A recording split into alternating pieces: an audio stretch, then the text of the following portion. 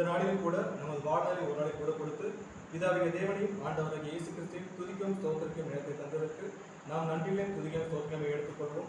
அது மட்டும் இல்லாமல் நாம் சார்ந்திருக்கக்கூடிய நமது சபையின் அனைத்து சபை அங்கங்களின் சார்பாகவும் அன்பின் வாழ்த்துக்களையும் தெரிவித்துக் கொள்கிறோம். நம்ம வந்து கண்டினியூஸாக என்ன பார்த்துட்டு இருக்கோம் அப்படின்னா உன்னத பாட்டு அப்படிங்கிற புக்கோட அந்த ஸ்டடீஸ் பார்த்துட்டு இருக்கிறோம்.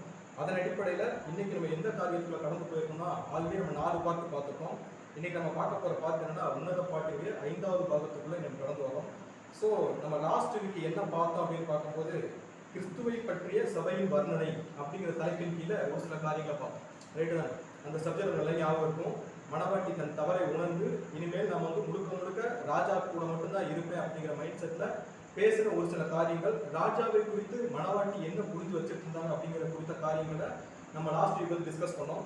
இன்னைக்கு அதன் தொடர்ச்சியாக இன்னைக்கு பார்க்க போகிற விஷயம், லாஸ்ட் வீக் நம்ம எந்த வசனத்தோட முடிச்சோம்னா உன்னத பாட்டு 1ஆம் அதிகாரம் 15வது வசனத்தோட நம்ம முடிச்சோம். 16வது வசனத்தோட முடிச்சோம். ஸோ இன்னைக்கு அதன் தொடர்ச்சியாக நம்ம பார்க்க போகிற சப்ஜெக்ட் எப்படி ஆரம்பிச்சு பார்க்கும்போது மணவாளன் மீதான அன்பின் தேடல். யாருக்குன்னா மணவாட்டிக்கு. மணவாளன் ஒரு மிகப்பெரிய காரியத்தை வந்து மணவாட்டிக்காக பண்ணியிருக்கிறாரு. அதன் நிமித்தம் அன்பு அதிகமாகி மணவாளனை தேடக்கூடிய, அன்பின் நிமித்தம் தேடக்கூடிய ஒரு மணவாட்டியோட மனநிலை எப்படி இருக்கும் அப்படிங்கிறத பேஸ் பண்ண ஒரு கான்செப்டை நீங்கள் நம்ம பார்க்க போகிறோம்.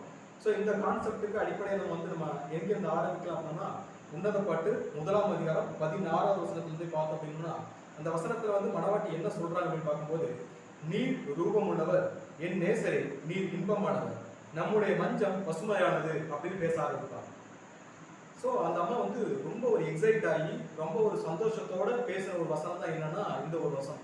ஸோ நம்ம லாஸ்ட் வீக்கே எப்படி முடிச்சிருக்கோம்னா நீர் ரூபம் உள்ளவர் அப்படிங்கிற வசனத்தை மணவாட்டி வந்து எப்படி சொன்னாங்க அப்படிங்கிறத பேஸ் பண்ணி தான் நம்ம முடிச்சிருக்கோம். ஸோ நீர் ரூபம் உள்ளவர் அப்படின்னா ஏன் அந்த வார்த்தையை கிறிஸ்துவை பார்த்து மணவாட்டி அங்கே சொல்லணும் அப்படின்னு பார்த்தோம்னா நமக்கு பேசிக்காக பைபிளில் நம்ம இதுக்கு முன்னாடி ஒரு விஷயம் பார்த்தோம். என்னன்னா ஆண்டவரை இயேசு கிறிஸ்து சொல்லி கொடுத்த ஒரு ஜெபம், ரைட் தானே?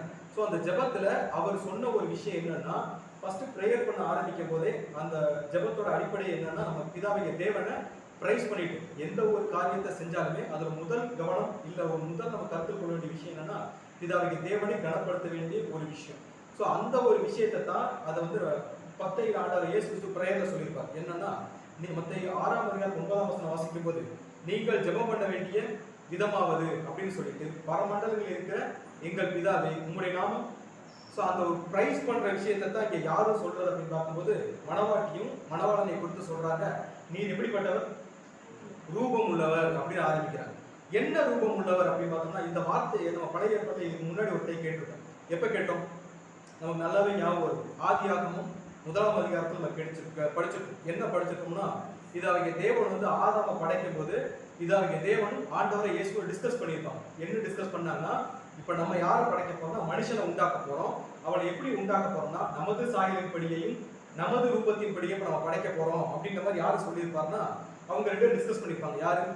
இதாகிய தேவனும் ஆண்டவரை இயேசுவை டிஸ்கஸ் பண்ணியிருப்பாங்க. அந்த டிஸ்கஸ்ல அவர் சொன்ன விஷயம் என்னன்னா நமது சாயலின் படியையும் நமது ரூபத்தின் படியையும் அப்படிங்கிற விஷயத்த சொல்லியிருப்பாரு. இப்ப மணவாட்டி அந்த ஒரு ரூபத்தை இந்த உலகத்துல பார்க்க முடியுமா அப்படின்னு கேட்டா கிறிஸ்துவுடைய அந்த ரூபத்தை மணவாட்டிலாம் அந்த உலகத்துல பார்க்க முடியும் அப்படின்னு கேட்டா கிடையவே கிடையாது. ஏன்னா சங்கீதங்களை படிச்சிருக்கோம். நன்மை செய்கிறவன் ஒருவனும் இல்லை, ஒருவனாகிலும் இல்லை அப்படின்னு சொல்லியிருப்பாரு. ஸோ முறையா அந்த ரூபத்தை மணவாட்டி யார்கிட்ட பார்த்துட்டு அப்படின்னு பார்க்கும்போது ஆண்டவராகிய இயேசு கிறிஸ்துட்ட பார்த்துட்டு. ஸோ இந்த ஒரு விஷயத்தை தான் ஆண்டவராகிய இயேசு கிறிஸ்து தன்னுடைய முதலாம் வருகையில வரும்போதுமே கூட இந்த ரூபத்தை குறித்து யார்கிட்ட சொல்லியிருப்பார்னா அவர் கூடவே 3 வருஷம் டிராவல் பண்ண அப்போஸ்தலர் 12 சீஷர்கள். இவங்களுக்குள்ள அதாவது கிறிஸ்து அந்த பஸ்காவை அனுசரித்து மரணத்திற்குள்ளாக கடந்து போகக்கூடிய அந்த ஒரு பயணத்துக்கு நடுவுல ஒரு மிகப்பெரிய ஒரு ஆலோசனையை நம்முடைய சீஷர்கள் கொடுப்பாரு. அந்த டைம்ல அப்போஸ்தலர் பிலிப்புக்கு ஒரு சந்தேகம் வரும். என்ன சந்தேகம் வரும் அப்படின்னு பார்த்தோம்னா இப்ப நீங்க மரணத்துக்குள்ள போக போறீங்க, மரணத்துக்குள்ள போய் இவங்க எங்களை யாரு வழி நடத்துறது? நீங்க பிதா கிட்ட போக போறேன்னு சொல்றீங்க, பிதா உங்களை பார்த்துப்பாருன்னு சொல்றீங்க. இப்ப நீங்க என்ன பண்ணுங்க? பிதாவை எங்களுக்கு. ஸோ இந்த வசனம் எங்கே வாசிக்கலாம்னா யோவான் 14ஆம் அதிகாரம் 9ஆம் வசனம் வாசிக்கும் போது அதை என்ன சொல்றாங்க? பிதாவை எங்களுக்கு காண்பி அப்படி சொல்லுவாங்க. அதுக்கு இயேசு என்ன சொல்றாருன்னா பிலிப்புவே இவ்வளவு காலம் நான் உங்களுடன் கூட இருந்தும் நீ என்னை அறியவில்லையா? என்னை கண்டவன் யாரை கண்டான்? பிதாவை கண்டார் அப்படின்னு சொல்லிட்டார். ஸோ இப்போ பிதாவை தான் இப்போ யார் பார்த்துக்குன்னா பிதாவுடைய கேரக்டர், பிதாவுடைய குணாதிசயத்தை இப்போ மணவாட்டி யார்கிட்ட பார்க்கறான்னா ஆண்டவராகிய இயேசு கிறிஸ்துவிட்ட பார்க்கறாங்க. ஸோ அந்த ஒரு இம்ப்ரெஸ் ஆகி இப்போ மணவாட்டி என்ன சொல்றாங்கன்னா என்னை கண்டவன், அதாவது என்ன சொல்றாங்கன்னா நீர் ரூபம் உள்ளவர் அப்படின்ற விஷயம் சொல்றாங்க.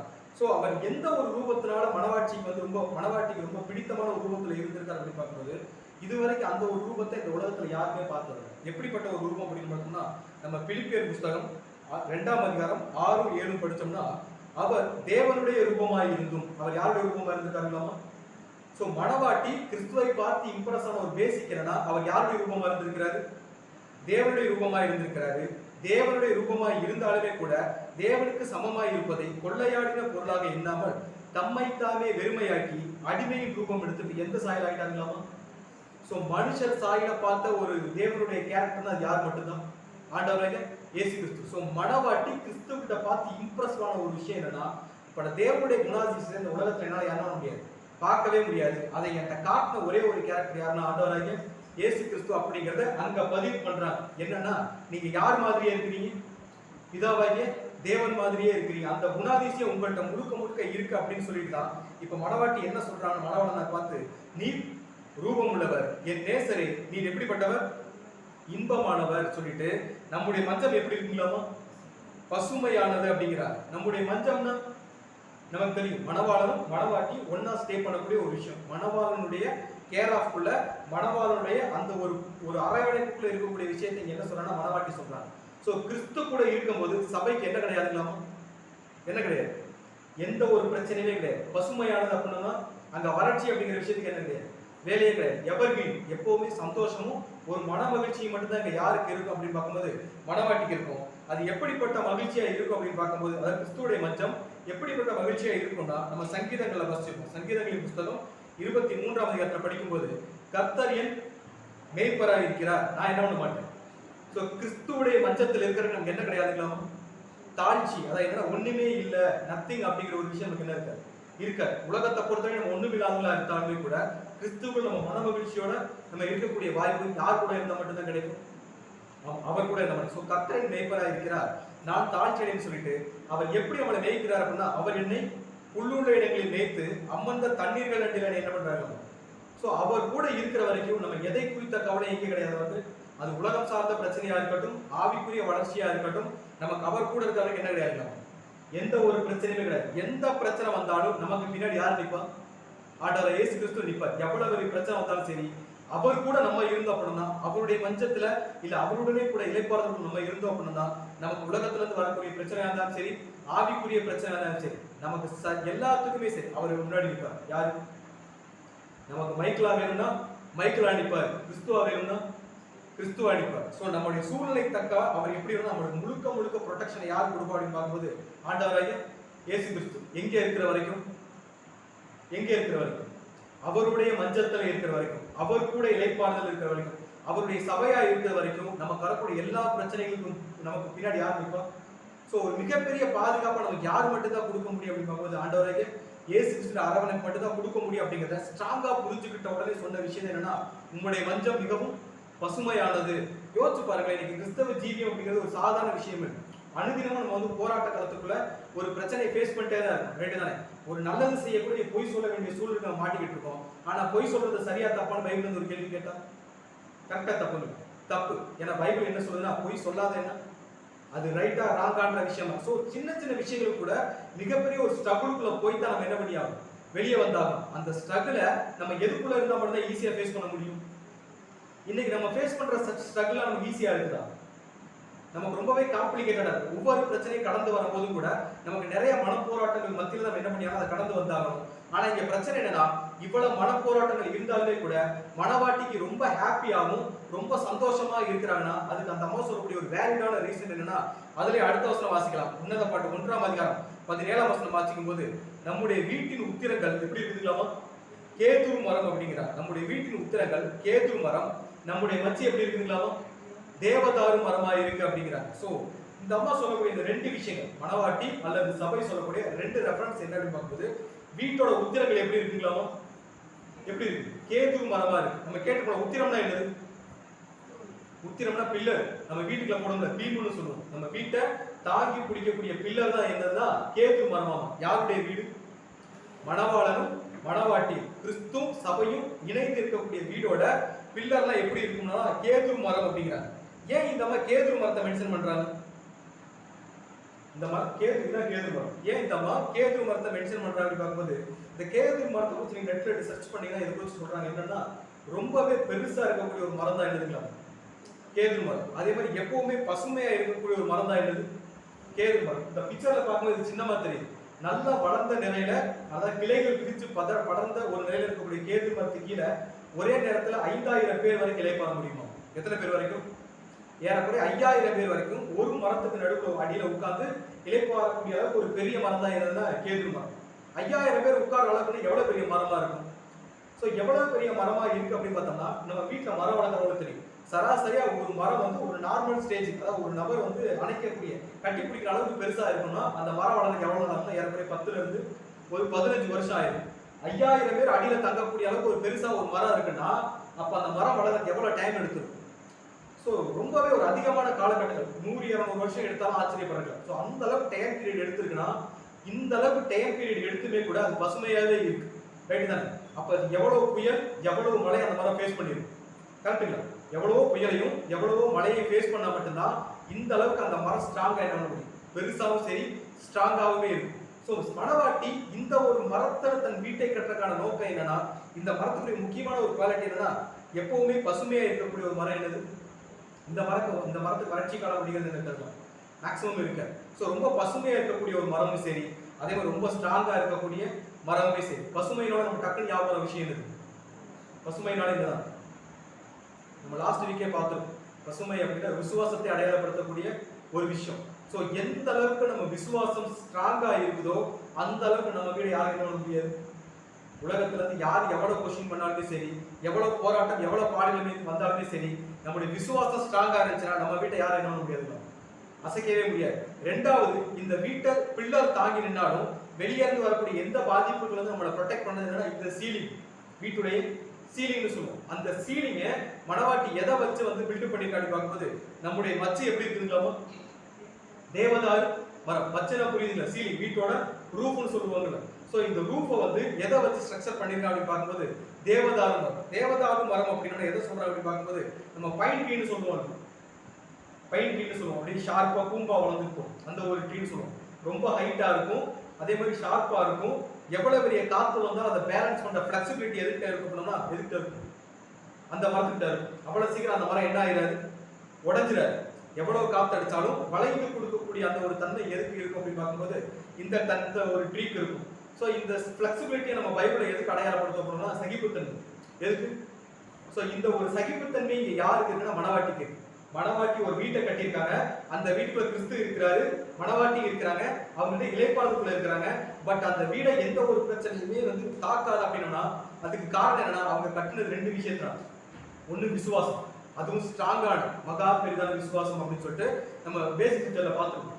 அந்த மகா பெரிதான விசுவாசத்தை பில்லரா போட்டு, அதே மாதிரி ஒரு சகிப்புத்தன்மை, எந்த ஒரு பிரச்சனை வந்தாலும் என்ன பண்ணுவேன் அதை ஃபேஸ் பண்ணிடுவேன், என்ன இருந்தாலும் அந்த வீட்டை என்ன பண்ணிட மாட்டேன், வெளியே போயிட மாட்டேன்ற மாதிரியான ஒரு விஷயத்தை வச்சுதான் யார் கட்டியிருக்காங்கன்னா அந்த ஒரு வீட்டை கட்டியிருக்காங்க. அதை வந்து மார்க்ல சுவிசேஷத்துல அவர் கிளியரா எப்படி சொல்லியிருக்காருன்னா, மார்க் 9ஆம் அதிகாரம் 23ஆம் வசனம் வாசிக்கும் போது, விசுவாசிக்க கூடுமானால் ஆகும். என்ன விசுவாசிக்க கூடுமானால்? இந்த வீட்டுக்குள்ள நான் இருப்பேன், நான் போட்டு வச்சிருக்க பில்லரை யாரால என்ன பண்ண முடியாது, பிரேக் பண்ண முடியாது. என்னுடைய விசுவாசத்தை யாருனாலையும் உடைச்சிட முடியாது. என்ன பிரச்சனை வந்தாலும் அதை சகிச்சு கொள்ளக்கூடிய பக்குவம் யாருக்கு இருக்கு? எனக்கு இருக்கு. எல்லாவற்றையும் நான் யாருக்காக பேலன்ஸ் பண்ணுவேன்?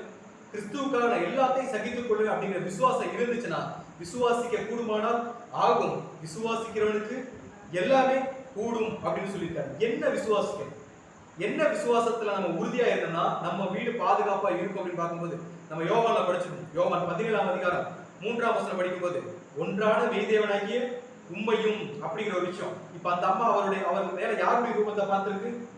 கிறிஸ்துடைய பிதாவாகிய தேவனுடைய ரூபத்தை பார்த்திருக்கு அப்படின்னா அந்த அம்மாவுக்கு கிளியரா தெரிஞ்சிச்சு, இவர் தான் ஒன்றான மெய்தேவனுடைய குமாரன், ஒன்றான மெய்தேவனாகிய உம்மையும் நீர் அனுப்பினவரை இயேசு கிறிஸ்துவை அறிவதை நிச்சயம். இந்த விசுவாசம் நமக்குள்ள எந்த அளவுக்கு ஸ்ட்ராங்கா இருக்கோ, அந்த ஓட்டத்தை நம்ம முழுசா எந்த அளவுக்கு ஓடுறோமோ அந்த அளவுக்கு நம்முடைய வீடு என்னவா இருக்கும், நம்மையும் ஆண்டவர் இயேசு கிறிஸ்து என்ன பண்ணிட முடியாது, பிரிச்சிடவே முடியாது. அது எப்படிப்பட்ட சூழ்நிலை அப்படின்னு பார்க்கும்போது நம்ம ரோமர்ல படிச்சிருக்கோம். ரோமர் 8ஆம் அதிகாரம் 39ஆம் வசனம் வாசிக்கும் போது, உயர்வானாலும் தாழ்வானாலும் வேறு எந்த படைப்புகளானாலும் நம்முடைய கர்த்தராகிய இயேசு கிறிஸ்துவுள்ள தேவனுடைய அன்பை விட்டு நம்மை பிரிக்க முடியாது என்று. காரணம் என்ன? நம்முடைய வீடு எப்படி கட்டியிருக்காங்களாமா? விசுவாசத்திலையும் சகிப்புத்தன்மையை அடிப்படையா வச்சு கட்டினதுனால நம்மளை எதுவே முடியும், பிரிக்கவே முடியாது. யாரை விட்டு? கிறிஸ்துவுடைய அன்பை விட்டு நம்மளை பிரிக்கவே முடியாது. அப்படின்னா அப்ப எவ்வளவோ டிராஜடி வரும், உயர்வு வரும். எங்க இருக்கும்போது? அந்த வீட்டுக்குள்ள இருக்கும்போது உயர்வு வரும், தாழ்வு வரும். பல படைப்புகளினால தேவனால் உருவாக்கப்பட்ட பல கிரியேட்டர், நம்ம சொந்தக்காரங்களா இருக்கட்டும், உறவினர்களா இருக்கட்டும், நண்பர்களா இருக்கட்டும், சபைக்குள்ள இருக்கக்கூடிய விசுவாசிகளா இருக்கட்டும், யார் நிமித்தமா வேணும் நம்மளை இங்கிருந்து பிரிக்கக்கூடிய ஒரு ஏற்பாடுகள் ஒரு வேலை நடந்துகிட்டே தான் இருக்கும். இது எதுவுமே யாரும் பிரிக்க முடியாது இல்லாம. சோ இது சாதாரண ஒரு பீரியடா. வெளியே போனாலும் பிரச்சனை, சபையை விட்டு வெளியே போனா பிரச்சனை, ஃப்ரெண்ட்ஸுகளுக்குள்ள மத்தியில போனா பிரச்சனை, அதே மாதிரி வேலைக்கு போனா பிரச்சனை, சபைக்குள்ள வந்தா அங்கேயுமே என்னதான் ஒரு பிரச்சனை. எதுக்காக? கிறிஸ்துவை விட்டு நம்மளை பிரிக்கிறதுக்கு அநேக விதமான அம்புகள் இப்ப யாருக்கு முன்னாடி நிக்குதுங்களாமா? இந்த பிரச்சனை ஒருவேளை நமக்கு வந்தா அதை நம்ம எப்படி ஃபேஸ் பண்ணுவோம்? ஒரு கலக்கமும் ஒரு பேனிக்கும் ஒரு ஒரு பதட்டமும் ஒரு பயமுமான ஒரு சூழ்நிலை தான் நம்ம வாழ்க்கை போயிட்டே இருக்கும். ஆனா உண்மையிலே சபையா இருந்தோம்னா இந்த பிரச்சனை நம்ம எப்படி பார்ப்போம் அப்படின்னு சொல்லிட்டு அங்க சபை பேசுது. யாரு? மணவாட்டி பேசுறாங்க. என்ன பேசுறாங்கன்னா, அதுலயே 2ஆம் அதிகாரம் உன்னத பாட்டு 2ஆம் அதிகாரம் 1ஆம் வசனம் வாசிக்கும்போது ரொம்பவே இன்டெலிஜென்ட்டா மணவாட்டி தன்னுடைய பிரச்சனையை அங்க ஃபேஸ் பண்றத சொல்றாங்க. என்ன சொல்றாங்கன்னா, நான் சாரோனின் ரோஜாவும், நான் எப்படி இருக்கேன்? நான் சாரோனின் ரோஜாவும் பள்ளத்தாக்குகளின் லீலி புஷ்பமுமாய் இருக்கிறேன். அந்த அம்மா எப்படி இருக்குதுங்களா? சாரோனின் ரோஜா மாதிரியும் பள்ளத்தாக்குகளில் உள்ள லீலி புஷ்பங்கள் மாதிரி நான் இருக்கிறேன் அப்படிங்கிறார். சோ இதை நம்ம பிக்சரைஸ் பண்ணி பார்த்தா ஒரு எப்படிப்பட்ட ஒரு விஷயமா தெரியும். இப்ப மணவாட்டி சொல்றாங்க, நான் எப்படி இருக்கேன்?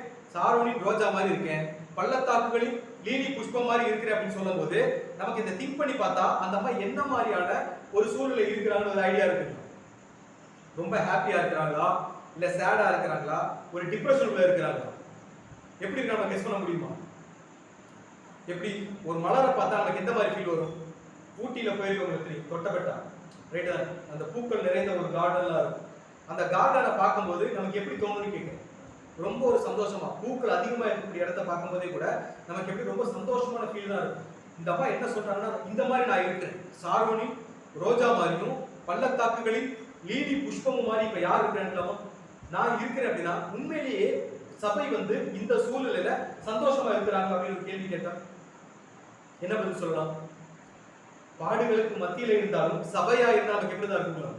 சந்தோஷமா தான் இருக்கும். காரணம் நம்ம கூட யார் இருக்கிறது? மணவாளன் நம்ம கூட இருக்கும்போது மணவாட்டி என்ன எப்படி இருக்க வேண்டாம்? உபவாசமாய் இருக்க வேண்டாங்கிற. சோ மணவாளன் கூட இருக்கும்போது எவ்வளவு பிரச்சனை வந்தாலும் யார் பார்த்துக்குவா? அவர் பார்த்துக்குவாங்க. ஸ்ட்ராங்கான கான்ஃபிடன்ஸ் யாருக்கு இருக்குன்னா மணவாட்டிக்கு இருக்கு. சோ தன்னுடைய பாடுகளுக்கு மத்தியில நான் எப்படிப்பட்ட சூழ்நிலை இருக்கிறேன்னு சொல்லிட்டு மணவாளனுக்கு இந்த அம்மா சொல்லி புரிய வைக்கிறாங்க. என்ன சொல்றாங்கன்னா, நான் எப்படி இருக்கிறேன்னா சாரோனின் ரோஜாவும் பள்ளத்தாக்குகளில் லீலி புஷ்பமுமாய் இருக்கிறேன் அப்படின்னு சொல்றது மூலமா மணவாட்டிக்கு புரிய வைக்க வேண்டிய விஷயம் என்னன்னா, அங்க ஒரு ஊர் மென்ஷன் பண்றாங்க. என்ன ஊர்? சாரோ. சாரோன்னா என்ன அர்த்தம் அப்படின்னு பார்க்கும்போது சமவெளி பகுதின்னு சொல்லுவாங்க. சமவெளி பகுதினா மக்கள் வாழ்றதுக்கு ஏற்ற ஒரு இடம். அங்க என்ன தானே எந்த ஒரு பிரச்சனையுமே இருக்காது. மேடு பள்ளத்துல வாழ்றதா, ஒரு வனாந்தரத்திலேயோ ஒரு பாலைவனத்திலேயோ ஒரு மலையிலேயோ வாழ்றதா எப்படி இருக்கும்? ரொம்ப கஷ்டமா இருக்கும். சமவெளி பகுதியில வாழ்றது ரொம்ப ஈஸியான இருக்கும். அந்த சமவெளி பகுதியில வாழக்கூடிய நிறைய பூக்கள்ல நான் எப்படி இருக்கிறேன்? எப்படி இருக்கு? ரோஜா மாதிரி இருக்கிறேன். எந்த ரோஜா? சாரோனி ரோஜா ஒரு ஸ்பெஷல் ஒன். உலகத்துல எவ்வளவோ பூக்கள் இருந்தாலும் சாரோனி ரோஜா அப்படிங்கிறது ஒரு ஸ்பெஷலான ஒரு விஷயம். எப்படி மணவாட்டி தன்னை ஸ்பெஷலா கிறிஸ்துவுக்கு காட்டுறாங்கன்னு பார்த்தோம்னா, இந்த பூ என்ன கலர்ல இருக்குது? Red colour. ரெட் தானே? ரெட்டுனாலே நமக்கு எதை அடையாளப்படுத்தும்? எதை அடையாளப்படுத்தும்? பாவம். உங்கள் பாவங்கள் சிவேர் என்று இருந்தாலும் சொல்லி பாருங்கள. சோ ரெட்டுனாலே எதை அடையாளப்படுத்தக்கூடிய விஷயமா இருக்குன்னா பாவங்களை அடையாளப்படுத்தக்கூடிய விஷயமா இருக்கு. இப்ப மணவாட்டி ஒரு விஷயத்தை கிளியரா சொல்லிட்டாங்க, இந்த உலகத்துல எல்லாருமே பாவிகள் தான். இங்க இருக்கக்கூடிய எல்லா பூக்களுமே எப்படிப்பட்ட பூக்கள் தான்? ஒரு பாவமான நிலைமையில இருக்க பூக்கள் தான். பட் நான் அதை உங்களுக்கு என்ன பண்ணி காட்டுறேன்? நான் வெளிப்படுத்தி காட்டுறேன். நான் இப்ப என்னவாதான் இருக்கிறேன்? பாவியா தான் இருக்கிறேன். ஆனா இப்ப உங்கள்கிட்ட வர்றதுக்கு நான் என்னவாயிட்டேன்? ரெடி ஆயிட்டேன். எனக்கு நான் உங்கள்கிட்ட வரணும், என்னுடைய பாவங்களை கழுவணும், உங்களிடத்துல வந்து சேரன்ற மனநிலைக்குள்ள என்னவாயிட்டேன்? நான் ரெடி ஆகியிருக்கேன்னு சொல்லிட்டு என்னுடைய பாவங்களை அறிக்கை பண்ணக்கூடிய இடத்துக்கு நான் வந்துட்டாலே நம்ம யாருக்கு ஸ்பெஷல் ஒன்னாயிரும்? ஆண்டவர் இயேசு கிறிஸ்துவுக்கு உலகத்துல எவ்வளவு பூக்கள் இருந்தாலும் தங்களுடைய பாவங்களை அறிக்கை இடுகிறவங்க கிறிஸ்துவுக்கு ஒரு ஸ்பெஷல் ஒன். ரைட் தானே? கிறிஸ்துவுக்கு டிவைனான ஒரு விஷயம் என்னன்னாலே நான் பண்ற தப்பா நான் உணர்ந்து மனப்பூர்வமா மன்னிப்பு கேட்டு அதுல இருந்து வெளியே வரக்கூடிய நடவடிக்கை யார் செய்யும்? மணவாட்டி செய்யணும். அதை செய்யறவங்க மட்டும்தான் யாருடைய பார்வைக்கு டிவைனா தெரிவாங்க? கிறிஸ்துவுடைய பார்வை உங்க டிவைனா தெரிவாங்க. அது அந்த அம்மா எப்படி சொல்ல வர்றாங்க அப்படின்னு பார்க்கும்போது, நான் சாரோனின் ரோஜாவா இருந்தாலும் இன்னொரு ஃப்ளவரை மென்ஷன் பண்றாங்க. எப்படி இருக்காங்களாமா? பள்ளத்தாக்குகளில் லீலி புஷ்பமாய் இருக்கிறேன். லீலி புஷ்பம்னா லீலி புஷ்பம் எப்படி இருக்கும்? பியூர் ஒயிட்டா இருக்கும். எப்படி இருக்கலாமா? பியூர் ஒயிட்டா இருக்கும். ஒயிட்னாலே நம்ம எதை அடையாளப்படுத்தும்? வெள்ளை நிறம் நமக்கு எதை அடையாளப்படுத்தும்? பரிசுத்தத்தை அடையாளப்படுத்தக்கூடிய ஒரு விஷயமா இருக்கு. எதான பரிசுத்தம். நான் பாவியா தான் இருக்கிறேன், ஆனா இப்ப என்னவா மாற ரெடி ஆயிட்டு பரிசுத்தமா மாற. அதுல அந்த அம்மா சொல்லியிருப்பாங்க, அந்த லீலி புஷ்பம் எங்க இருக்குதுன்னா பள்ளத்தாக்குகளுக்குள்ள இருக்குதுங்களா. பள்ளத்தாக்குனாலே நமக்கு ஞாபகம் வர விஷயம் இருக்கு. பள்ளத்தாக்குனாலே ரெண்டு பக்கம் மலை இருக்கும், ரெண்டு பக்கம் மலைக்கு நடுவில் இருக்கிறதா என்னது? பள்ளத்தாக்கு. சோ இப்ப நான் எங்க வந்துட்டேன் அப்படின்னா ரெண்டு மலைக்கு நடுவுல வந்துட்டேன். வந்ததுனால நான் எப்படி இருக்கேன்னா பரிசுத்தமான ஒரு நிலைமையில இருக்கிறேன். இந்த புஷ்பம் எப்படி இருக்கணும்? இப்படித்தான் இருக்கும். எப்படி இருக்குங்களாமா? இப்படி ஸ்ட்ரெயிட்டா இருக்காது. வானத்தை பார்த்து என்ன இருக்காது இருக்கா. இந்த பூ எப்படிதான் இருக்கும்?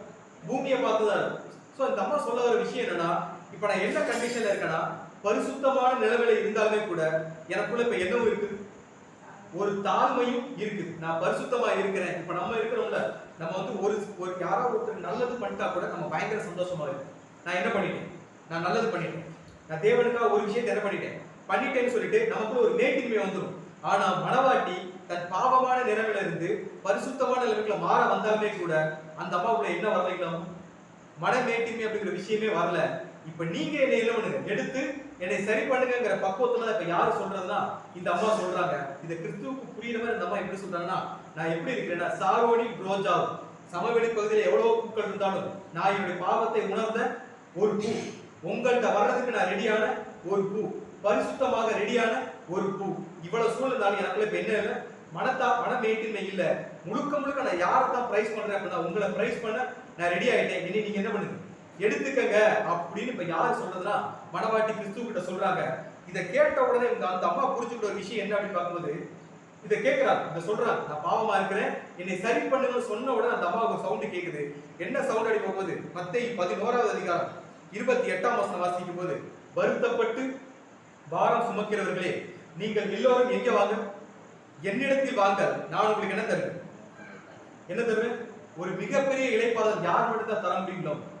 சோ இப்ப நான் சமவெளி பகுதியில இருக்கேன், என்ன நீங்க என்ன பண்ணுங்க, எடுத்துக்கங்கன்னு சொல்லிட்டு நம்ம சொன்ன இவர் சொல்ற விஷயம் என்னன்னா, நீங்க எல்லாரும் யார்கிட்ட வாங்க, எங்கிட்ட வாங்க, உங்களுக்கு என்ன தரேன், நான் இளைப்பாறுதல் தர்றேன் அப்படின்னு சொல்றேன். சோ இதுல இந்த அம்மா சொல்ற ரெண்டு விஷயம் இருக்கு.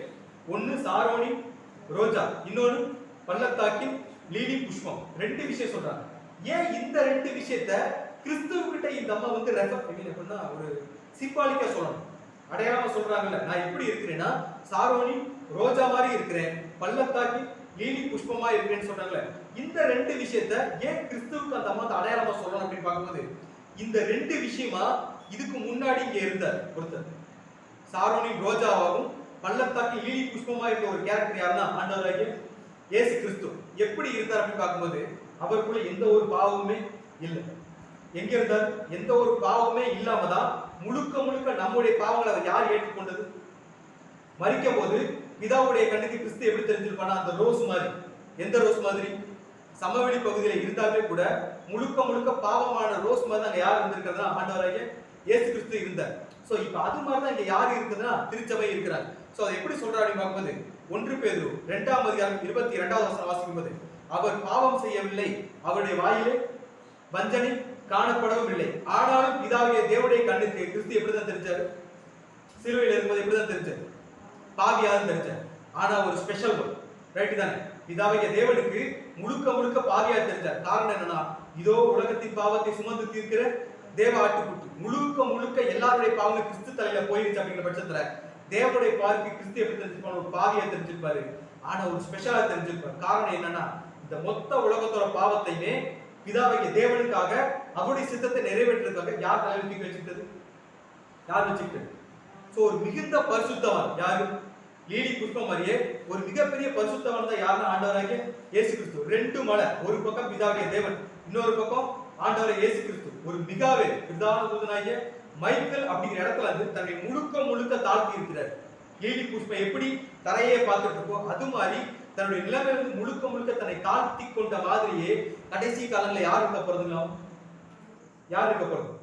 சபை இருக்க போகுது. சோ கடைசி காலங்களில் சபை வந்து நான் உங்களை மாதிரி மாறதுக்கு என்ன ஆயிட்டேன் நான் ரெடி ஆயிட்டேன்னு சொல்லிட்டு தான் அந்த அம்மா என்ன சொல்றாங்கன்னா, அந்த அம்மா சொல்ல ஒரு விஷயம் பார்க்கும்போது ஏசாயா 53வது அதிகாரம் 4ஆம் வசனம் வாசிக்கும் போது, மெய்யாகவே அவர் நம்முடைய பாடுகளை ஏற்றுக்கொண்டு நம்முடைய துக்கங்களை என்ன பண்ணார்களோ சுமந்திருக்கார். யாருடைய பாடுகள்? சோ முழுக்க நம்முடைய பாடுகள் தான். இப்ப யார் ஏத்துக்கிட்டதுன்னா ஆண்டவராகிய இயேசு கிறிஸ்து ஏத்துக்கிட்டாரு. இப்ப மணவாட்டி என்ன சொல்லுதுன்னா, நீங்க எந்த விஷயத்துக்காக இந்த பூமிக்குள்ள வந்தீங்களோ இப்ப அந்த விஷயத்தை செய்யறதுக்கு யார் ரெடி ஆயிட்டது? நான் ரெடி ஆயிட்டேன் அப்படின்னு சொல்றாங்க. எப்ப அப்படின்னு பார்க்கும்போது, நம்ம எப்ப ஞானஸ்தானம் எடுத்தோமோ அப்பவே நம்ம யாராக மாறிட்டோம்? ஆண்டவராகிய இயேசு கிறிஸ்துவுடைய திருச்சபையாக மாறிட்டோம். அதை எப்படி சொல்லியிருக்காங்க அப்படின்னு பார்க்கும்போது, கலாத்தியர் 2ஆம் அதிகாரம் 20ஆம் வசனம் வாச்சோம் அப்படின்னா, இனி நான் அல்ல கிறிஸ்துவே எனக்குள் பிழைத்திருக்கிறார். யார் மட்டும் தான் பிழைச்சிருக்கிறது இல்லாமா? இனி நான் அல்ல கிறிஸ்துவே எனக்குள் பிழைத்திருக்கிறார்ங்கிறதான் அங்க மணவாட்டி எப்படி சொல்றாங்க அப்படின்னு பார்க்கும்போது, இனிமேல் இப்ப இருக்க போறது இனிமேல் நான் இல்லை, என்னை யார் எடுத்துக்கங்க? நீங்க எடுத்து உங்களுடைய மனவாட்டி என்னை மாத்துங்க அப்படின்னு சொல்றதுக்காக தான் அந்த அம்மா சொல்ற விஷயம் என்னன்னா, நான் சாரோனின் ரோஜாவும் பள்ளத்தாக்குகளில் லீலி புஷ்பமா இருக்கிறேன்னு சொல்லிட்டு சொன்ன உடனே இப்ப கிறிஸ்துவ நம்ம ஒரு விஷயம் புரிய வச்சுட்டாங்க. என்னன்னா, இப்ப நான் யாரா இருக்கிறேன்? நீங்கள மாதிரியே கிறிஸ்து மாதிரியே மாறுறதுக்கு நான் ரெடி ஆயிட்டேன்னு சொன்ன உடனே கிறிஸ்து ஒரு விஷயம் சொல்ல ஆரம்பிக்கிறார். இப்ப நிறைய பாடுகளுக்குள்ள இந்த அம்மா இருந்தாலுமே கூட அதை குறிச்சு அந்த அம்மா அவர்கிட்ட என்ன பண்ணல.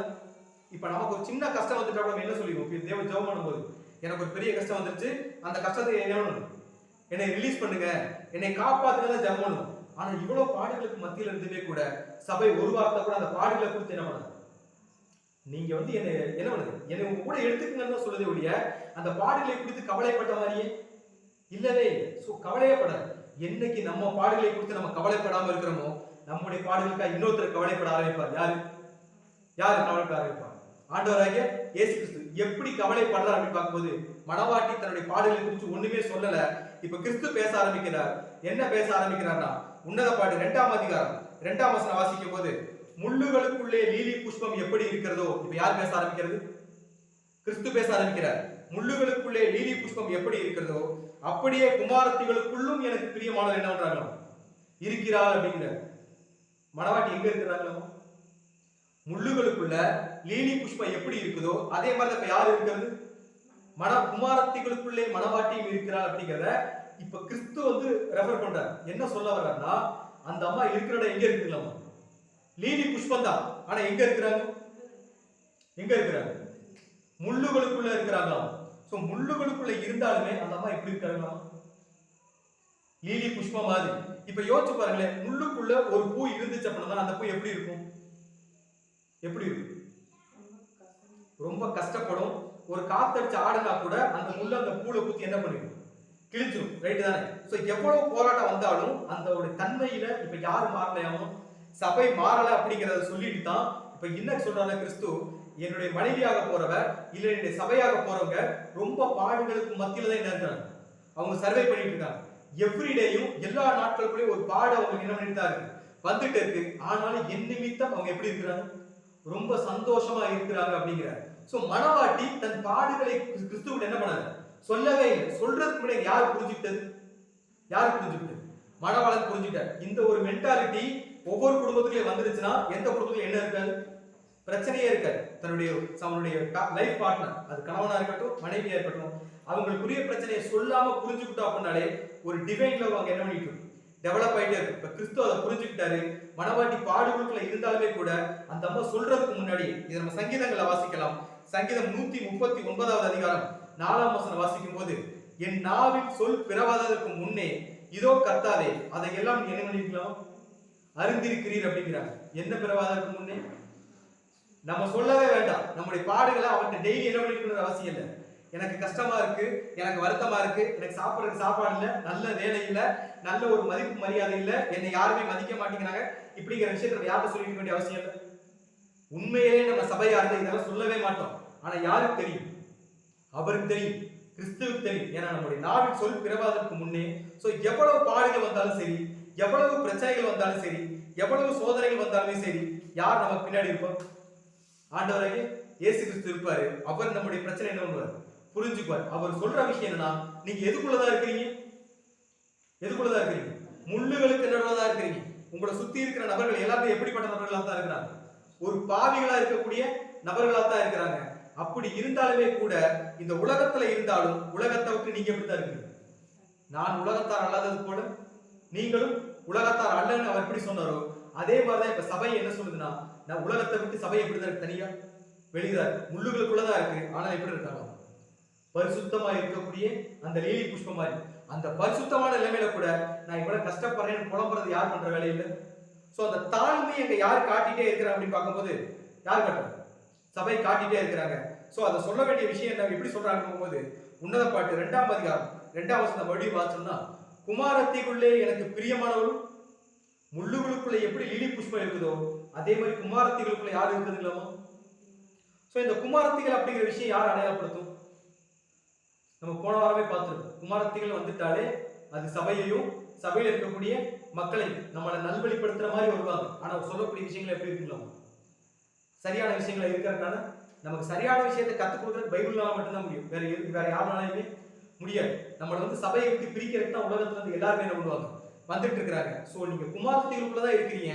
ஆனா எனக்கு பிரியமா யார் இருக்கிறது இல்ல, சபை இருக்குதுன்னு சொல்றாரு.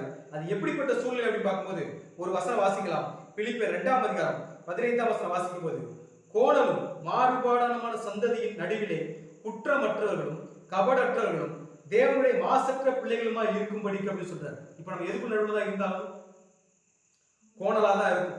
நம்மளை சுத்தி எப்படிதான் இருக்கும்? எதுவுமே நேரா இருக்காது, கோணலாதான் இருக்கும். மாறுபாடான சந்ததி தான் இருக்கும். ஆனா அதுக்கு நடுவில் நம்ம எப்படிதான் இருக்கணுமா? அந்த லீலி புஷ்பம் எப்படி பரிசுத்தமா இருக்குதோ அதே மாதிரி மணவாளனுக்கு ஏற்ற மணவாட்டியும் எப்படிதான் இருக்கணும்? எப்படிதான் இருக்கணும்? சோ நம்மளை சுத்தி 1000 சபைகள் இருக்கலாம், 1000 உபதேசங்கள் இருக்கலாம், 1000 கருத்துக்கள் இருக்கலாம். அது எல்லாம் நல்லது மாதிரியுமே தெரியலாம். ஆனா நம்ம யாரை மட்டும்தான் தேடி ஓடணும்? யாரை மட்டும்தான் தேடி ஓடணும்? சோ இந்த வார்த்தையை கிறிஸ்து சொல்லிட்டார். நான் கஷ்டப்படுறேன்னு சொல்லவே இல்லை. சபை நான் கஷ்டப்படுறேன், நான் வருத்தப்படுறேன், நான் துக்கப்படுறேன்னு சொல்லவே இல்லை. ஆனா என்னுடைய மனசு யாருக்கு புரிஞ்சிருக்கு? யாருக்கு புரிஞ்சிருக்கு? சோ அந்த அம்மா அதை ரெஃப்ளெக்ட் பண்றாங்க.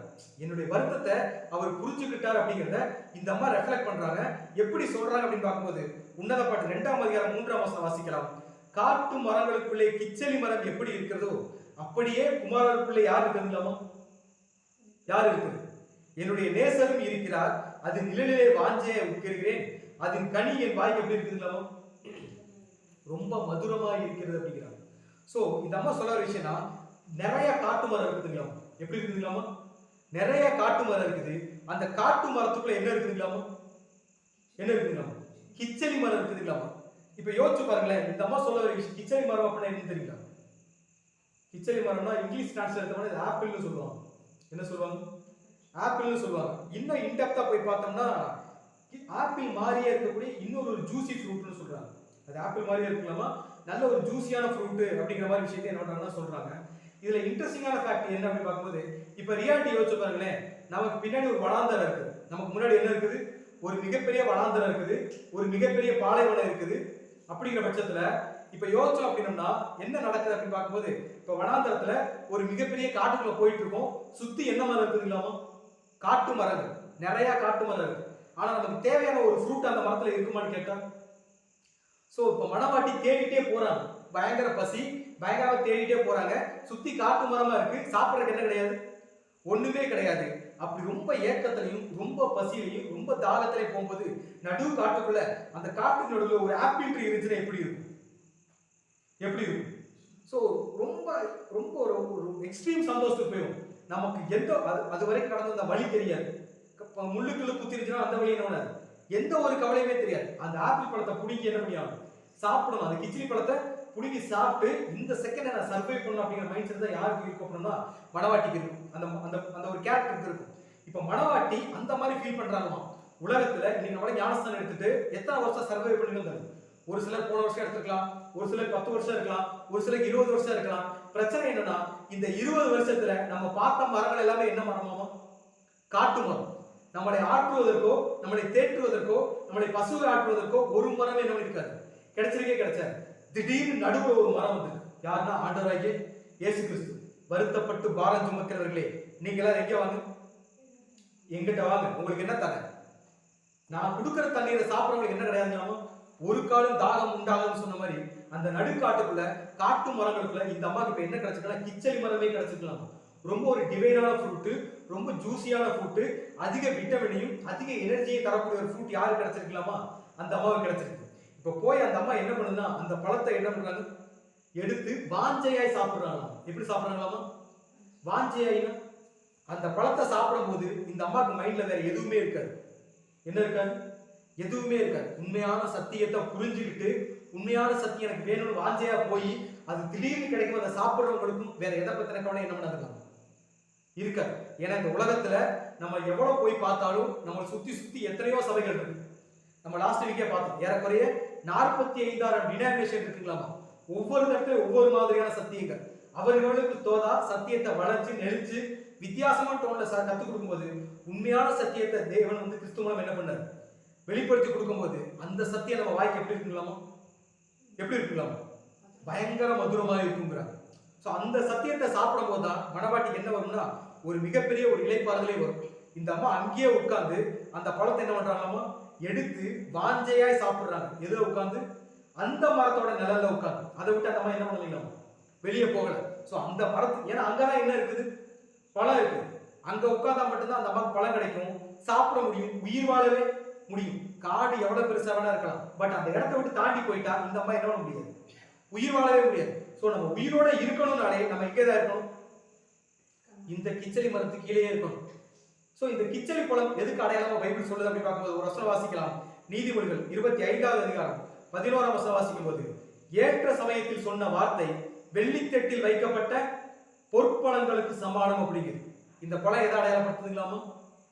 ஏற்ற சமயத்தில் நான் ரொம்ப பசியோட இருக்கிறேன், ரொம்ப தாகத்தோட இருக்கேன், ரொம்ப வேதனையோட இருக்கிறேன்னு சொல்லும் போது அவர் சொல்லக்கூடிய விஷயம் என்னன்னா, வருத்தப்பட்டு பாரம் சுமக்கிறவர்களே நீங்கள் எல்லாரும்.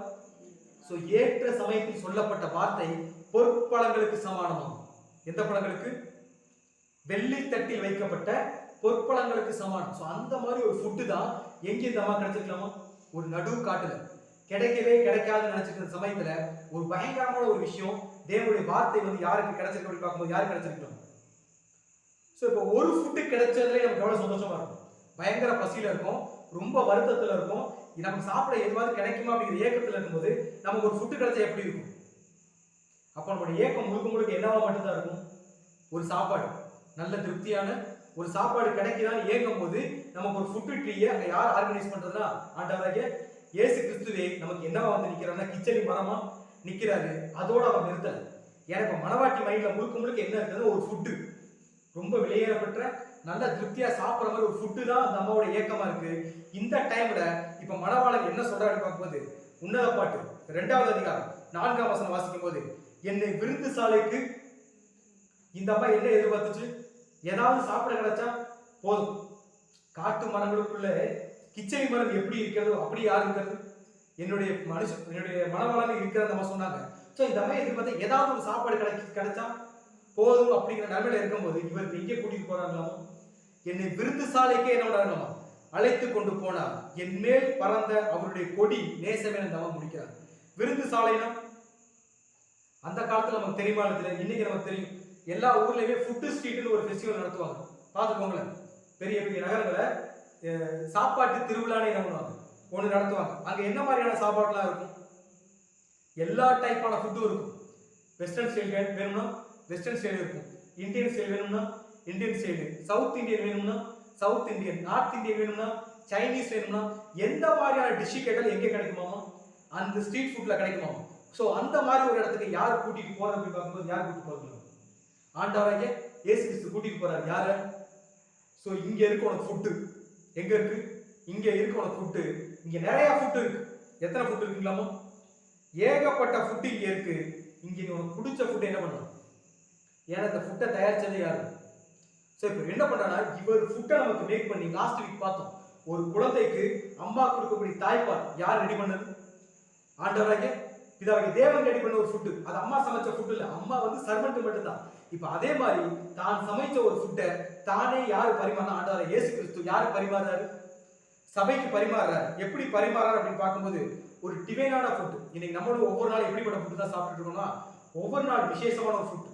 ஒரு நாள் தீர்க்க தரிசனம், ஒரு நாள் ஊமைகள், ஒரு நாள் என்னது நிழலும் பொருளும், இப்படி விலையேறப்பட்ட அநேகமான சத்தியங்களை யார் யாருக்கு வழங்கிட்டு இருக்காரு அப்படின்னு பார்க்கும்போது ஆண்டவர் இயேசு கிறிஸ்துவே தம்முடைய குழந்தைக்கு என்ன பண்றாரு தன் மனைவிக்கு யார் தான் ஃபுட்டு கொடுக்கணும், அவர் கொடுக்குறாரு. இன்னைக்கு பல குடும்பங்கள்ல இந்த ஒரு நாலேஜே கிடையாது. வீட்டுல சாப்பிட்டியான்னு கேட்கக்கூடாது என்னன்னு ஆள் இல்லை. ஆனா இவர் என்ன பண்றாருன்னா என் மனைவியை கூட்டிட்டு போய் அந்த அம்மாவுக்கு என்ன ஃபுட்டு பிரியமான ஃபுட்டா இருக்குமோ அந்த ஃபுட்டை இப்ப யார் கொடுக்க ரெடி ஆயிட்டேன், நான் கொடுக்க ரெடி ஆயிட்டேன். அதை யார் சர்வ் பண்ண போறது, நானே பரிமாற போறேன் அப்படின்னா அந்த அன்பு இருக்குல்ல, எப்படிப்பட்ட ஒரு அன்புங்கிறது நம்மளால என்ன பண்ண முடியாது, ஜஸ்டிஃபையே பண்ண முடியாது. அந்த அன்பை மணவாட்டி எப்படி சொல்லி புரிய வைக்கிறாங்க அப்படின்னு பார்க்கும்போது நம்ம ஒரு வசனம் வாசிக்கலாம். சங்கீதம் 23வது அதிகாரம் 5ஆம் வசனம் வாசிக்கும் போது என் சத்துருக்களுக்கு முன்பாக, யாருக்கு முன்பாக, என்ன சுத்தி காட்டு மறந்தா இருந்துச்சு. எனக்கு ஒரு வேளை சோறு கொடுக்க என்ன இல்லை, யாருமே இல்லை. என்னை பயமுறுத்துற காடாம இந்த காடு இருந்துச்சு. ஆனா இங்க கூட்டு வந்து நீங்க என்ன பண்றீங்கன்னா என் சத்துருக்களுக்கு முன்பாக நீர் ஒரு பந்தியை நோண்டீங்க. யாருக்காக, எனக்காக ஒரு பந்தியவே, பந்தின புரியுதுங்கள, அங்க நிறைய ஃபுட் இருக்கும். ஸோ எனக்கு ஒரு பந்தியவே ஆயத்தப்படுத்தி என் தலையை எண்ணெயால் என்ன பண்றீங்க, ஸோ என்னை ரெடி பண்றீங்க. என்னை ரெடி பண்ணி அந்த சாப்பாட்டை சாப்பிட்றதுக்கான அந்த ஒரு பொட்டன்ஷியல் யார் கொடுக்குறது அப்படி பார்க்கும்போது யார் கொடுக்குறது. ஸோ இது கிடைச்ச உடனே அந்த அம்மா அந்த மரத்துக்கு நடுவில் உட்காந்து வாஞ்சையை என்ன பண்றாங்க, அந்த பழத்தை வாங்கி சாப்பிட்டது மாதிரி இப்ப மணவாட்டி என்ன பண்றாங்கன்னா வாஞ்சையை சாப்பிட்றாங்க. எப்படி சாப்பிட்றாங்கன்னு பார்க்கும்போது எரேமியா 15வது அதிகாரம் 16ஆம் வசனம் வாசிக்கும் போது உம்முடைய வார்த்தைகள் கிடைத்த உடனே என்ன பண்ணேன், உட்கொண்டேன், அவைகளை உட்கொண்டேன். உம்முடைய வார்த்தைகள் எனக்கு சந்தோஷமும் என் இருதயத்திற்கு மகிழ்ச்சியுமாய் இருக்கிறது. சேனைகளின் தேவனாகிய கர்த்தாவே உம்முடைய நாமம் யாருக்கு தரிக்கப்பட்டிருக்கிறது. நான் எப்படி இந்த மரத்தோட நிழல்ல உட்கார்ந்து இருக்கனோ அதே மாதிரி உம்முடைய வார்த்தைகள் தான் எனக்கு என்ன பண்ணிருக்கேன், தரிச்சிட்டு இருக்கேன். உம்முடைய வார்த்தைகள் கிடைச்ச உடனே நான் என்ன பண்றேன், வாஞ்சையா கிடைக்க கூடாத ஒரு விஷயம் எனக்கு கிடைச்சிருக்கு. இதை வாங்கி நான் ஆவலா என்ன பண்றேன், சாப்பிடுறேன். ஒரு விஷயம் கூட என்ன பண்ண மாட்டேன், நான் வேஸ்ட் பண்ண மாட்டேன். என்னை கூட்டிட்டு போங்க, நீங்க கொடுக்குற எல்லா ஃபுட்டையும் என்ன பண்றேன், வாங்கி சாப்பிடுறேன்னு சொல்லிட்டு யார் இங்க சொல்றது அப்படின்னா மணவாட்டி சொல்லுது. அந்த அம்மா முடிக்கும் போது எப்படி முடிக்கிறாங்க அப்படின்னு பார்க்கும்போது என்னை விருந்து சாலைக்கு அழைத்து கொண்டு போனா என் மேல் படர்ந்த அவருடைய கொடி எடுத்துக்கலாமா, படர்ந்தன்னு அதான் எப்படி சொல்றது, இப்ப நான் பசியில இருக்கிறேன், எனக்கு யாருமே சாப்பாடு கூடவே யாருக்கு சாப்பாடு போடுறது யாருமே இல்லை.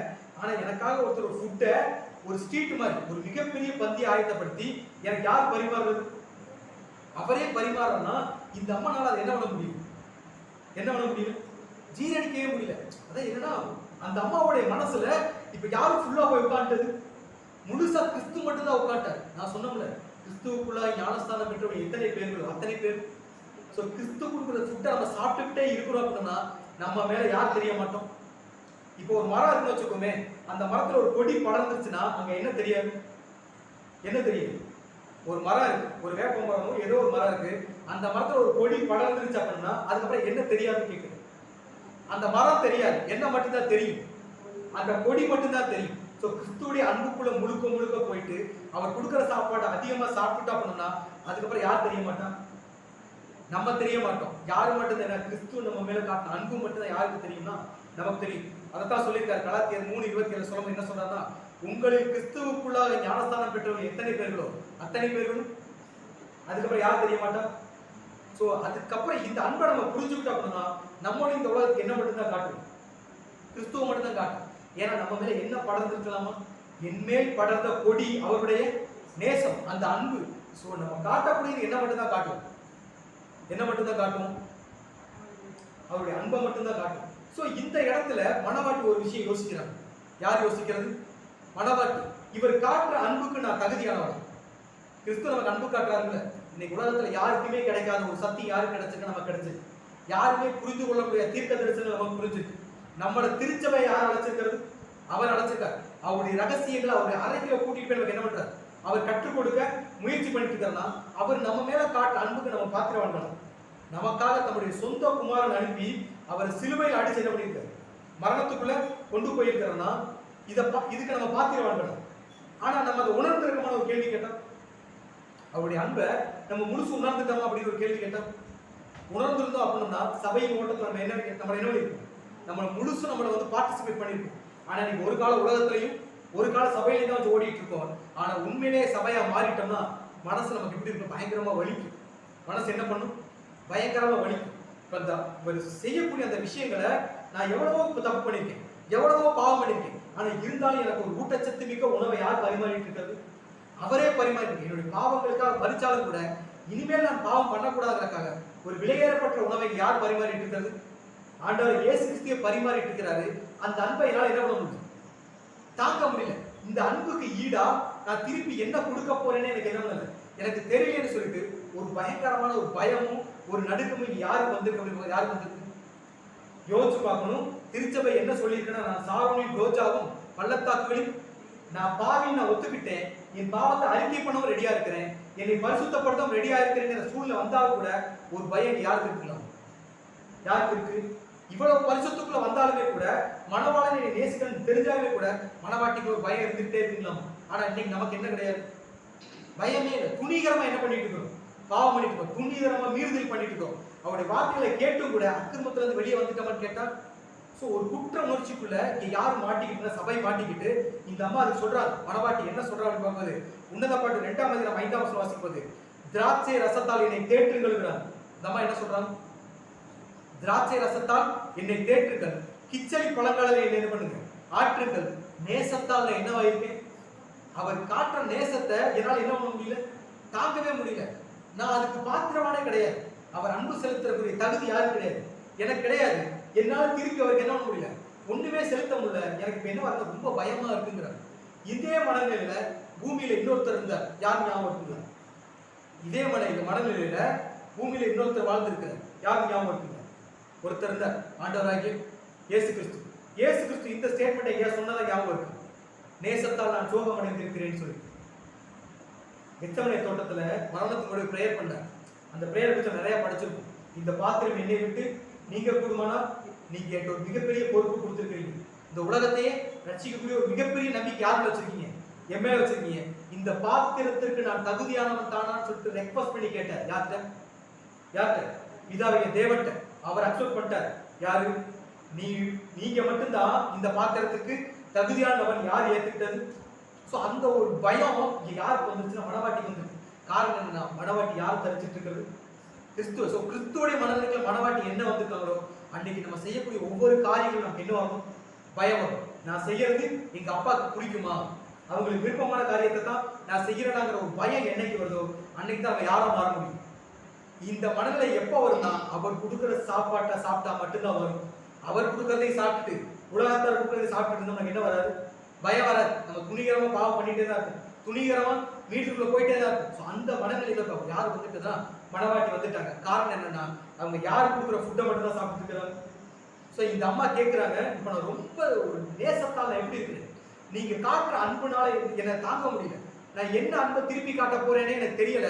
இப்ப இதுல இருந்து என்னை காப்பாத்தணும்னா அதுக்கு ஒரே ஒரு சொல்யூஷன் தான் இருக்கு.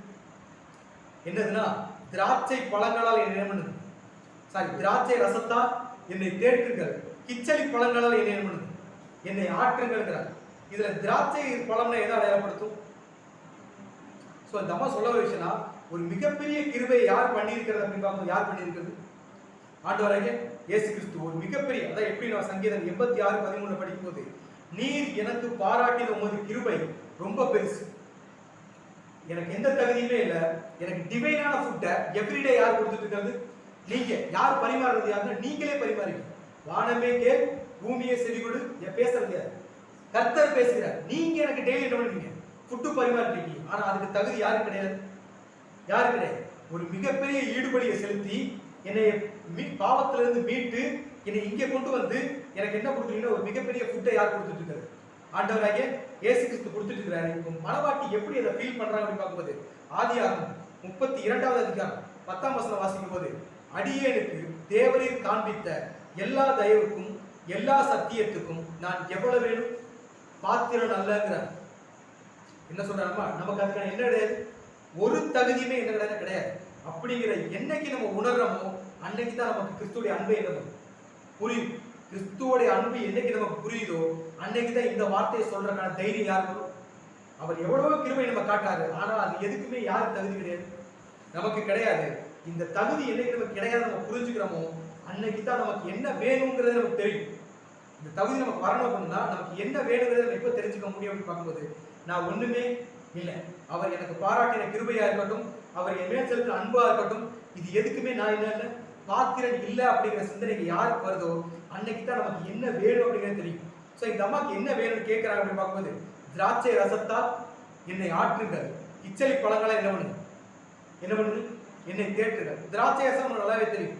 திராட்சை ரசம் அப்படிங்கிறது சத்தியத்தை, உண்மையான பரிசுத்தமான சத்தியத்தையும் கிறிஸ்து செஞ்சக்கூடிய தியாகத்தையும் ஈடுபலியையும் அடையாளப்படுத்துது. அதை சொல்லி என்ன பண்ணுங்க, உனக்காகத்தான் அவர் என்ன பண்ணிருக்காரு, போயிருக்கேன், உன்னால முடியும் என்ன பண்ணுங்க, என்கரேஜ் பண்ணுங்க அப்படின்னு சொல்லிட்டு கிச்சலி பழங்கள், அதாவது ஒரு ஆரோக்கியமான சத்தியத்தை என்னை கொடுத்து என்னை என்ன பண்ணுங்க, பூஸ்டப் பண்ணுங்கன்னு யாரு ரெக்வஸ்டா கேட்கறது இல்லாம சபை கேட்குது, நம்மளும் கேட்கணும். நமக்கு என்ன மட்டும்தான் வேணும் உலகத்துல, சத்தியம் மட்டும்தான் வேணும். அவருடைய ஈடுபடினால நான் எப்படி குணமா இருக்கின்றதை நான் கத்துக்கணும். நான் இனிமேல் எப்படி ஆரோக்கியம் அடைகிறத என்னைக்கு கத்துக்கணும். அது வசனமா வாச்சோம்னா எரேமியா 33வது அதிகாரம் 6ஆம் வசனம் வாசிக்கும் போது, இதோ நான் அவர்களுக்கு சைக்கியமும் ஆரோக்கியமும் வர பண்ணி அவர்களை குணமாக்கி அவர்களுக்கு பரிபூர்ண சமாதானத்தையும் சத்தியத்தை என்ன பண்ணுவேன். ஸோ இப்போ நம்ம நோய்வாய்ப்பட்டிருக்கோம்னா நம்மளை குணமாக்கணும் அப்படின்னாலே ஒரு சௌக்கியமும் ஒரு ஆரோக்கியமும் வேணும். ஒரு சமாதானத்துக்குரிய ஒரு சத்தியம் கிடைச்சா மட்டும்தான் நமக்குள்ள என்ன கிடைக்கும், ஒரு ஆரோக்கியம் வரும். அந்த ஆரோக்கியத்தை யார் கொடுக்க ரெடியா இருக்கிறது, யார் கொடுக்க ரெடியா இருக்கு. ஸோ ஆண்டவர் இயேசு கிறிஸ்து நமக்கு என்ன பண்றாங்க, கொடுக்க ரெடியா இருக்கிறாரு. அந்த ஆரோக்கியத்துக்காக இப்ப இங்க யார் காத்துக்கிட்டு இருக்கிறதுனா, யார் காத்துக்கிட்டு இருக்கிறது, யார் காத்துக்கிட்டு இருக்கிறது, மணவாட்டி காத்துக்கிட்டு. இப்போ மணவாட்டி தனியா இருக்கிறாங்க, மணவாளன் வந்துகிட்டு இருக்கிறாரு. இப்ப அந்த அம்மா வந்து இந்த நேசத்தை ஃபுல்லா பார்த்துருச்சு. யாருக்காக தான் இங்க ஈடுபடிக்கு செலுத்தப்பட்டது, சபைக்காக. இவ்வளவு பெரிய சத்தியங்கள் யாருக்கு மட்டும்தான் வெளிப்படுத்தப்பட்டது, சபைக்கு மட்டும்தான். அவருடைய அன்பு முழுக்க முழுக்க யாருக்கு மட்டும்தான் இங்க போய் சேருது, சபைக்கு மட்டும்தான்.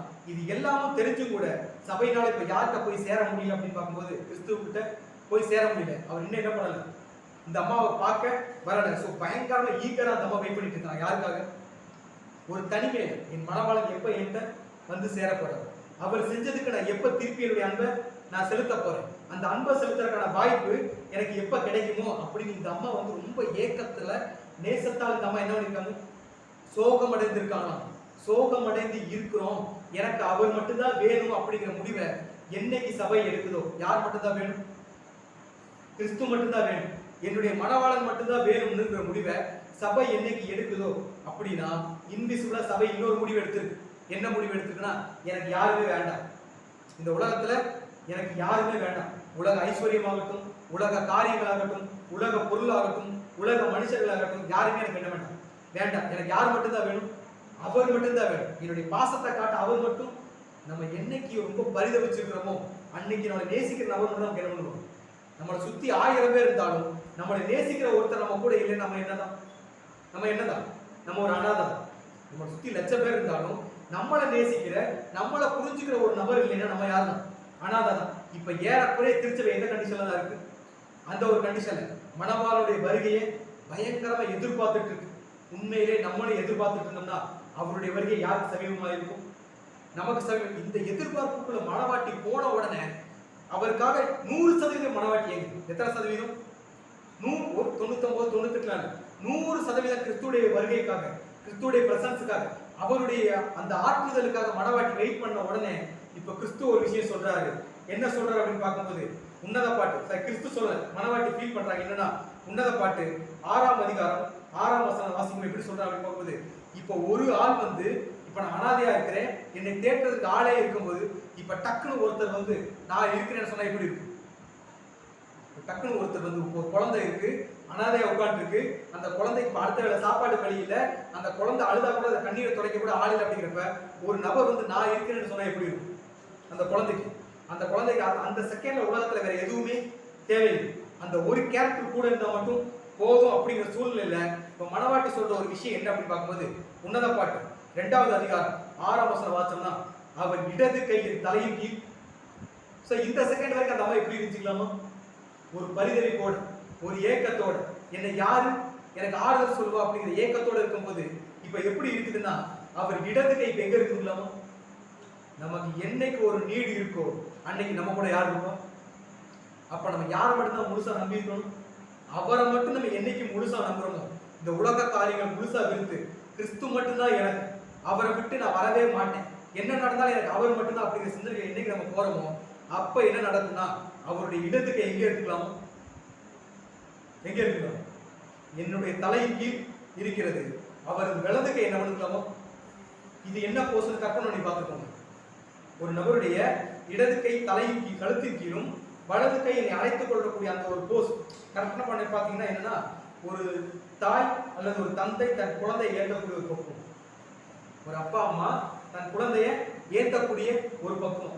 இன்னொன்னு என்னன்னா, ஒரு கணவன் ஒரு மனைவியை பரிதபிக்கக்கூடிய சூழ்நிலை அனைத்து நான் இருக்கிறேன், எதை பத்தி என்ன பண்ண வேண்டாம், கவலைப்பட வேண்டாம், உனக்கு என்ன வேணாலும் உன் பின்னாடி யார் இருக்கிறது, நான் இருக்கிறேன்னு ஆறுதல் சொல்லக்கூடிய ஒரு சூழ்நிலை அடையாளப்படுத்தக்கூடிய விஷயம் தான் இருக்கு. ஸோ மனவாட்டிக்கு ஒரு மிகப்பெரிய தவிப்புல இருக்கு. இந்த போஸ் நமக்கு தெரியும், ஒரு குழந்தைய ஒரு அப்பா தூக்கிட்டு ஒரு போஸ். ஏன் கழுத்து கீழே கை வைக்கிற ஐடியா இருக்குங்க, குழந்தை பெற்ற தாய்மார்களுக்கு தெரியும். குழந்தை உடனே அந்த குழந்தைக்கு என்ன நிற்காது, கழுத்து நிற்காது. ஸோ கழுத்து நிற்கணும் அப்படிங்கிறதுக்காக அந்த குழந்தை யார் தாங்கி பிடிச்சிட்டு இருக்காது. ஸோ போன வாரமே பார்த்தோம், கழுத்துங்கிறது என்ன, விசுவாசத்தை அடையாளப்படுத்தி. ஸோ நம்ம என்னைக்கெல்லாம் விசுவாசத்துல சோர்ந்து இருக்கிறோமோ, சோர்ந்து இருந்தாலும் நம்முடைய அன்பு யார் மேல மட்டும்தான் இருக்கணும், கிறிஸ்து மேல இருக்கிறப்ப யார் தாங்கி பிடிப்போம், அவர் தாங்கி பிடிப்பார். எப்படி தாங்கி பிடிப்பார் பார்க்கும்போது, மனவாட்டி பரிதவிச்சு நிற்கும் போது, என்னை ஆட்டுவதற்கு இனி யாருமே இல்லை, என்னுடைய நலனை பத்தி விசாரிக்க இங்க யாருமே இல்லை, தவிப்புல இருக்கும்போது அங்க யார் வந்து நிற்பா, முன்னாடி யார் நிற்பா, ஆண்டவராகிய நான் இருக்கிறேன். என்ன பண்றது, உன் விசுவாசத்துக்கும் நான் பொறுப்பு, உன்னுடைய விசுவாசத்துக்கும் நான் பொறுப்பு. அணைக்கிறது எதுனா, உலகத்துல இருந்து வரக்கூடிய பாடுகளை நீ சகிக்கிறதுக்கும் கூட யார் இருக்கிறது, யார் இருக்கிறது, நான் இருக்கேன். ஒரு அப்பா எப்படி ஒரு தன்னுடைய குழந்தையை பார்த்துப்பாங்களோ அந்த அளவுக்கு ஒரு லவ் அண்ட் கேர் அங்க யாரு கொடுக்குறதுன்னா, இந்த இடத்துக்கு எதை அடையாளப்படுத்துனா, ஒரு அன்பையும் ஒரு பாதுகாப்பையும். இந்த கழுத்து விழுகாமலுக்கு யாருக்கு பொறுப்பு, இந்த விசுவாசம் யார் முன்ன விட்டு என்ன பண்ணிடுறது, போயிடவே போயிடுறேன், அதுக்கான சத்தியங்களை நான் ரெகுலர் என்ன பண்ணிருப்பேன், கொடுத்துட்டே இருப்பேன். அதே மாதிரி உலகத்துல இருந்து வரக்கூடிய எல்லா பாடுகள்ல இருந்தும் உன் பின்னாடி யார் இருப்பா, யார் இருப்பா, நான் இருப்பேன். உலகத்துல எவ்வளவு ஆபத்து வந்தாலும் சரி, நீ சத்தியத்துக்குள்ள இருக்கிற வரைக்கும் உனக்கு பின்னாடி யார் இருக்கிறது, நான் இருப்பேன். எந்த பிரச்சனை வந்தாலும் நம்ம பயப்பட வேண்டிய அவசியமே இல்லை. ஏன் அப்படின்னு பார்க்கும்போது, உன்னத பாட்டு 7ஆம் அதிகாரம் 10ஆம் வசனம் சொல்லுவாங்க என்னன்னா, நான் என் நேசருடையவன். நம்ம யாருடைய இருக்கலாமா, யாருடைய, என் நேசருடையவன், அவர் பிரியம் யார் மேல மட்டும்தான் இருக்குங்களாமா, என் மேல மட்டும்தான் இருக்குதுன்னா, நமக்கு ஒரு பிரச்சனைனா அவர் பார்த்துட்டு நான் எப்படி இருக்க மாட்டேன், எப்படி இருக்க மாட்டேன், சும்மா இருக்க மாட்டேன். நமக்கு ஒரு பிரச்சனைனா நமக்கு முன்னாடி யார் வந்து நிற்பா, நமக்கு முன்னாடி யார் வந்து நிற்பா, ஆண்டவராகிய இயேசு கிறிஸ்து வந்து நிற்பார். அப்படிங்கிற ஸ்ட்ராங்கான ஒரு விசுவாசம் மட்டும்தான் யாருக்கு இருக்கணும், யாருக்கு இருக்கணும். ஸோ உலகத்துல ஒரு பிரச்சனை வந்துருச்சுன்னா, ஐயோ இனிமேல் என்ன செய்ய போறேன் அப்படிங்கிற பதட்டமும் பயமும் யாருக்கு தேவையில்லை. ஏன்னா இப்ப நம்ம யாரை தெரிஞ்சுட்டு இருக்கோம், கிறிஸ்துவை ஞானஸ்தானம் பெற்றவர்கள் எத்தனை பேர்கள், யாருக்குள்ளாக, கிறிஸ்துவுக்குள்ளாக ஞானஸ்தானம் பெற்றவர்கள் எத்தனை பேர்களோ அத்தனை பேர்களும் கிறிஸ்துவை தரித்து கொண்டே பண்ணோம்னா, இனி நமக்குரிய ஒரு பிரச்சனை யார் பார்த்துக்குவோம், அவர் பார்த்துக்குவோம். அதை குறித்த கலக்கமோ பயமோ ஒரு வருத்தமோ யாருக்கு தேவையில்லை. ஸோ அவர் எந்த அளவுக்கு நமக்கு பாதுகாப்பா நிற்கிறாருன்னா, பரிதவிச்சு நிற்கக்கூடிய ஒரு மனவாட்டிக்கு பின்னாடி மனவாள நிற்கிற மாதிரி. இனிமேல் உனக்கு எந்த பிரச்சனை வந்தாலும் யார் நிற்பாவும் பின்னாடி, நான் நிற்பேன். உலகத்துல எத்தனை சொந்தங்கள் இருந்தாலும் கணவனுக்கு உண்மையான சரீரம் யார் தான், மனைவி தான். மனைவிக்கு முழுமையான சரீரம் யார் தான், கணவன் தான். ஸோ உங்களுக்கு பின்னாடி நான் நிற்கிறேன் அப்படிங்கிற ஸ்ட்ராங்கான ஒரு அத்தாரிட்டியை இங்க யாரு கொடுக்குறதுன்னா, ஆண்டவராகிய இயேசு கிறிஸ்து யாரு கொடுக்குறாரு, மனவாட்டி கொடுக்குறாரு. அதைத்தான் மனவாட்டி எப்படி சொல்றாங்கன்னா, அவருடைய இடது கையின் தலையின் கீழ் இருக்கிறது, அவர் வலது கையை என்ன பண்ணலாமோ என்னை அணைத்துக் கொள்ளுகிறது அப்படின்னு சொன்னாங்க. ஸோ எந்த அளவுக்கு கிறிஸ்து நம்மளை வந்து ப்ரொடெக்ட் பண்றாரு, எந்த அளவுக்கு கிறிஸ்து நம்மளை பாதுகாக்கிறார் அப்படின்னா, நமக்கு ஒரு சின்ன பிரச்சனை கூட யாரும் வரவிட மாட்டார். என்ன சின்ன பிரச்சனை கூட நம்மளுக்கு கிறிஸ்து வரவிட மாட்டார். யார் நம்பணும், அவரை நம்பினா. நம்ம யோசிக்கலாம், அப்ப நம்ம நம்பலையா, இல்ல நம்புறவங்களுக்கு உண்மையிலே பாடுகள் வராதா அப்படின்னா வரும். அது பாடுகளா யாருக்கு தெரியாது. இப்போ ஃபார் எக்ஸாம்பிள் பார்த்தோம்னா, உலகத்துல உண்மையே தன் குடும்பத்தை நேசிக்கக்கூடிய பெற்றோர்கள் இருப்பாங்கல்ல, தன் குழந்தையை உண்மையே நேசிக்கக்கூடிய விஷயங்கள்லாம் இருக்கும். ஸோ ஒரு தாயோ சிங்கிள் பேரண்ட் இருப்பாங்க, ஒற்றை தாய் இல்ல ஒற்றை தகப்பன் அப்படிலாம் இருப்பாங்க. அந்த குழந்தைக்காக அவங்க என்டையர் லைஃப்மே இருக்கும். காலையில் இருந்துச்சு வேலைக்கு போறது, சம்பளம் வாங்குறது, அந்த குழந்தைக்கு நல்லது கிட்டதில் செய்யறது, அதுக்கு ட்ரெஸ் வாங்கி கொடுக்கறது, படிக்க வைக்கிறது, இதெல்லாம் சாதாரண விஷயம். ஒரு நாளைக்கு 100 ரூபாய் சம்பாரிச்சு அந்த குழந்தைக்காக செய்யறது சாதாரண விஷயமே. ஆனா அந்த அப்பாவுக்கு அது கஷ்டமா இருக்குமான்னு கேள்வி கேட்டேன். அந்த அப்பாவுக்கோ அந்த அம்மாவுக்கு அது பெயினா இருக்குமான்னு கேட்டேன். கிடையாது. காரணம் யாருக்காக செய்யுது, என் குழந்தைக்காக நான் செய்யறேன், என் குழந்தைக்காக நான் செய்யாம. ஸோ அது ஒரு வழியாவே யாருக்கு தெரியாது. உண்மையான தாய் தகப்பனுக்கு என்ன பண்ணாரு, இருக்கவே இருக்காது. இதே மாதிரிதான் இங்க நமக்குமே கிறிஸ்துவுக்காக நம்ம உண்மையாவே ஒரு பாடுபட்டோம்னா அது ஒரு பெயின் யாருக்கு இருக்காது. ஏன்னா அப்போஸ்தலன் பவுல் சொல்வார், கிறிஸ்துவின் நிமித்தம் பாடுபடுகிறதுக்கு உங்களுக்கு அருளப்பட்டு இருக்கிறது. அது ஒரு gift. அந்த gift கிடைக்கிறதுக்கு நம்மளால நிறைய விஷயங்கள் பண்ணினா மட்டும்தான் அந்த gift கிடைக்கும். அவர் நிமித்த பாடுகள் படணுங்கிறதுக்கே நம்ம நிறைய நிறைய பாதைகள் உள்ள கடந்து போய் ஆகும். அவர் தான் சொல்லியிருக்காரு, இடுக்கமான வாசல் ஒன்று இருக்கு. அது எல்லாருக்குமே நம்ம தெரியாது, அது யாருக்குமே தெரியாது. அதை கண்டுபிடிக்கிறவர்கள் சிலர் அப்படின்னா அதுக்குள்ள போறவங்க நமக்கு அந்த வாய்ப்பை கொடுத்துருக்காருனாலே அது யார் கொடுத்த கிஃப்ட். ஸோ உண்மையிலே அது நம்ம கிஃப்டா ஃபீல் பண்ணோம்னா அது நமக்கு பெயினா என்ன பண்ணது தெரியாது. அது என்னைக்கு நம்ம கிஃப்டா ஃபீல் பண்றோமோ அது நமக்கு பெயினாவே என்ன பண்ணது தெரியாது. ஸோ அந்த ஒரு இடத்துல நமக்கு ஒரு சின்ன பிரச்சனை வந்தாலும் அதுக்கு முன்னாடி எது முன்னாடி இருக்குன்னா, நான் யாருக்குள்ள இருக்கேன்? கிறிஸ்துக்குள்ள இருக்கேன். கர்த்தர் என் மேய்ப்பராக இருக்கிறார், நான் என்ன பண்ண மாட்டேன், தாழ்ச்சி அடைய மாட்டேன். ஏன்னா அவர் எங்கே கொண்டு போய் மேய்ப்பார்? புல்லுள்ள இடங்களில் மேய்த்து அமர்ந்த தண்ணீர்கள் யார் கொண்டு வருவார்கள்? அவர் கொண்டு போய் விடுவார். அப்படிங்கிற ஸ்ட்ராங்கான ஒரு நம்பிக்கை யாருக்கு இருக்கும் அப்படின்னா சபைக்கு இருக்கும். இந்த ஸ்ட்ராங்கான நம்பிக்கை சபைக்கு வந்துருச்சு அப்படின்னா அதுக்கு உடனே யார் ரியாக்ட் பண்ண ஆரம்பிப்பா? என் பிள்ளை இப்ப யாரை நம்ப ஆரம்பிச்சுட்டான், என்ன மட்டும் நம்பிட்டு இருக்காங்க, என் பசங்க இல்ல என்னுடைய மனவாட்டி என்னுடைய சபை முழுக்க முழுக்க என்னை நம்புறாங்கன்னா இப்ப அவங்களுக்கா யார் ரெஸ்பாண்ட் பண்ணி ஆகணும்? யார் சார்ஜ் எடுத்துக்கணும்? நான் எடுத்துக்கணும்னு சொல்லிட்டு கிறிஸ்து எடுத்துக்கூடிய சார்ஜ், அவர் எடுத்துக்கொள்ளக்கூடிய பொறுப்பு. எப்படி அப்படி பார்க்கும்போது உன்னத பாட்டு 2ஆம் அதிகாரம் 7ஆம் வசனம் வாச்சோம்னா, எருசலேமின் குமாரத்திகளே, இப்ப அவர் பேச ஆரம்பிக்கிறார். யாரு பேசல? யாரு பேசல? மனவாட்டி பேசல, இப்ப கிறிஸ்து பேச ஆரம்பிக்கிறாரு. எருசலேமின் குமாரத்திகளே, எனக்கு பிரியமானவர்களுக்கு மனதாக மட்டும். இப்ப மனவாட்டி ரூபவதி அப்படிங்கிற கேரக்டர்ல இருந்து எந்த கேரக்டர் போயிட்டாங்க? எனக்கு பிரியமானவள் அப்படிங்கிற இடத்துக்கு போயிட்டாங்க. சோ எனக்கு பிரியமானவளுக்கு மனதாக மட்டும் நீங்கள் அவளை விழிக்க பண்ணாமலும், என்ன பண்ணாதீங்க, விழிக்க பண்ணாமலும் எழுப்பாமலும் இருக்கும்படிக்கு வெளி மான்களின் மேலும் வெளியின் மலைகளின் மேல என்ன பண்ற? சோ இப்ப மனவாட்டி யாருடைய மஞ்சத்துல இருக்கிறாங்க? யாருடைய மஞ்சத்துல? உம்முடைய மஞ்சள், கிறிஸ்துடைய மஞ்சத்துல எப்படி இருக்காங்களாமா? நிம்மதியா ஒரு இளைப்பாறுதலுக்குள்ள இருக்கிறாங்க. இவர் என்ன சொல்றாருன்னா, இப்ப மனவாட்டி முழுக்க முழுக்க ஏன் கேராப்ல வந்துட்டான். இவ யார்? இப்ப என்னுடைய மனைவி, என்னுடைய திருச்சபை, என்னுடைய மனைவாட்டி. இவளை டிஸ்டர்ப் பண்றதுக்கு யாரு அளவு கிடையாது. இந்த வார்த்தையை எப்படி முடிப்பார்னா, ஆணையிடுகிறேன். ஆணையிடுகிறது ஆர்டர், அது ரெக்வஸ்ட் இல்லை. நீங்க இவளை டிஸ்டர்ப் பண்ணிடாதீங்க அப்படின்னு சொல்லிட்டு என்ன பண்ணுங்க, ரெக்வஸ்ட் இல்லை, இது ஆர்டர். நீங்க டிஸ்டர்ப் பண்ணிட்டீங்கன்னா அதுக்கான பிரச்சனை யாருக்கு தான் வரும்? யாருக்கு தான் வரும்? அவங்களுக்கு தான் வரும். இதுல யாரு எருசலேமின் குமாரத்திகள்னா யாரு? யார் இந்த எருசலேமின் குமாரத்திகள்? நம்ம இதை ஒரு சப்ஜெக்டாவே பார்த்துருக்கோம். பி அலர்ட்னு சொல்லிட்டு ஒரு சப்ஜெக்டாவே பார்த்துருக்கோம் உன்னத பாடல இதுக்கு முன்னாடி. என்ன எருசலேமின் குமாரத்திகள்? எருசலேம்னா தெரியும். எருசலேம்னா என்ன அர்த்தம்? தேவனுடைய சமாதானம் அப்படின்னு அர்த்தம். அப்ப எருசலேமின் குமாரத்திகள்னா தேவனுடைய சமாதானத்துக்கு உள்ள இருக்கிறவங்க தான். ஆனா குமாரத்திகள் இன்னும் என்ன வாங்கல, மெச்சூரிட்டி ஆகல, இன்னும் வளரல. நிறைய பேர் இருக்கிறாங்க. இங்க யாரெல்லாம் தேவனுடைய சமாதானத்துக்கு கீழே இல்ல தேவனுடைய வருகைக்காகவும், கிறிஸ்துவுடைய வருகைக்காகவும் கிறிஸ்துவை விசுவாசிக்கக்கூடிய ஜனங்களை எத்தனை பேர் இருக்கிறாங்க? கிறிஸ்துவை மட்டுமே நேசிக்கக்கூடிய ஜனங்கள் யாருக்கு இருக்கிறாங்க? இந்த உலகத்தில் இருக்க என்டையர் கிறிஸ்டியானிட்டியுமே யார் தான்? இந்த உலகத்தில் இருக்கக்கூடிய மொத்த கிறிஸ்டியானிட்டியுமே யாரு? கிறிஸ்துவை நேசிக்கக்கூடிய ஜனங்கள் தான். ஆனா அவர் தங்களையும் நேசிச்சுக்கிட்டு யாரையும் நேசிக்கிட்டு இருக்கிறாங்க? கிறிஸ்துவை நேசிக்கிட்டு இருக்காங்க. ஆனா சபை மட்டும்தான் எப்படி பண்ணாது? தன்னை என்ன பண்ணிடும்? சபை தன்னை என்ன பண்ணிடும்? சபைக்கான ஃபர்ஸ்ட் குவாலிட்டி அதுதான், தன்னைத்தான் வெறுத்து தன் சிலுவையை எடுத்து யாருக்கு பின்னாடி வரும்? அதுதான் ஃபர்ஸ்ட் குவாலிட்டி. உலகத்தில் இருக்க எல்லா கிறிஸ்தவர்களுக்கும் நமக்கு ஒரு வித்தியாசம் என்னன்னா, அவங்களுக்கெல்லாம் தங்களை சார்ந்த ஒரு நேசமும் இருக்கும், கிறிஸ்து மேலே ஒரு விசுவாசமும் இருக்கும். ஆனா உண்மையான சபை மக்களுக்கு தங்களை குறித்த அறிவோ பயமோ கவலை என்ன பண்ணுது? நாளைய தினத்தை குறித்து காட்டு புஷ்பங்களை என்ன பண்ணுது? கவனித்து பாருங்க. அதுக்கு நாளைக்கு என்ன பண்றது? கவலைப்படுறது. அதுகளை சாலமோனை விட அதிகமாக யார் கொடுத்துருக்கிறாங்கன்னா, அந்த ஒரு மென்டாலிட்டி யாரு இருப்பா? சபை இருப்பா. உலக கிறிஸ்தவர்கள் மாதிரி இங்க யார் இருக்க மாட்டாங்கன்னா சபை இருக்க மாட்டாங்க. ஆனா சபைக்கு பிரச்சனை எங்க இருந்து தான் வரும்? இவங்கள்ட்ட இருந்தா வரும். இதை இப்படி பண்ணுங்க, இதை அப்படி பண்ணுங்க, இப்படின்னு சொல்லிட்டு நம்மளை கிறிஸ்துவை விட்டு பிரிக்கிறதுக்கு தான் என்ன பண்ணுவோம்? உலகத்தோட ஆலோசனைக்கு நம்ம என்னைக்குமே என்ன பண்ணிடக்கூடாது? கீழ்ப்படிஞ்சு போயிடவே கூடாது. யார் என்ன ஆலோசனை சொன்னாலும் சரி, அதை நம்ம எதோட ஒப்பிட்டு பார்க்கணும்? சத்தியத்தோட நம்ம என்னைக்குமே கம்பேர் பண்ணி பார்க்கணும். ஒருத்தவங்க சொல்றது நம்ம மனசுக்கு சரிங்கிற மாதிரி தோணலாம். நம்முடைய சூழ்நிலை, நம்முடைய பாடுகள், நம்முடைய கால சூழ்நிலையை பொறுத்து அவங்க சொல்லக்கூடிய ஆலோசனை சரிங்கிற மாதிரி தோணலாம். ஆனா சத்தியத்துல இருந்து யோசிச்சோம்னா மட்டும்தான் அது சரியா தப்பான்னு தெரியும். அந்த நேரத்துல சரின்னு தோன்ற எல்லா விஷயங்களும் நமக்கு என்னவா இருக்காது? சரியா இருக்காது. ஒரு சின்ன பொய் தான் பிரதர் சொல்லுங்க, நீங்க ஒரு பொய் சொன்னா அவங்க வந்து காப்பாற்றப்பட்டுருவாங்க அப்படின்னு சொல்லுவாங்க. அந்த இடத்துல இருந்து பார்க்கும்போது சரியா தான் தெரியும். ஆனா உண்மையில அது கரெக்டானு கேட்டா போய் சொல்றது கரெக்டா கிடையாது. ஸோ சத்தியத்தை வந்து ஒரு கேள்வி கேட்டோம்னா சத்தியம் என்ன சொல்லுங்க, அதை என்ன பண்ணாதீங்க. ஏன்னா அதை யார் பார்த்துக்கோ? தேவன் பார்த்துக்கோ. ஸோ முழுக்க முழுக்க சபை என்ன பண்ணுனா எல்லாத்தையும் யாரின் காலி கீழே கொண்டு வச்சிடும்.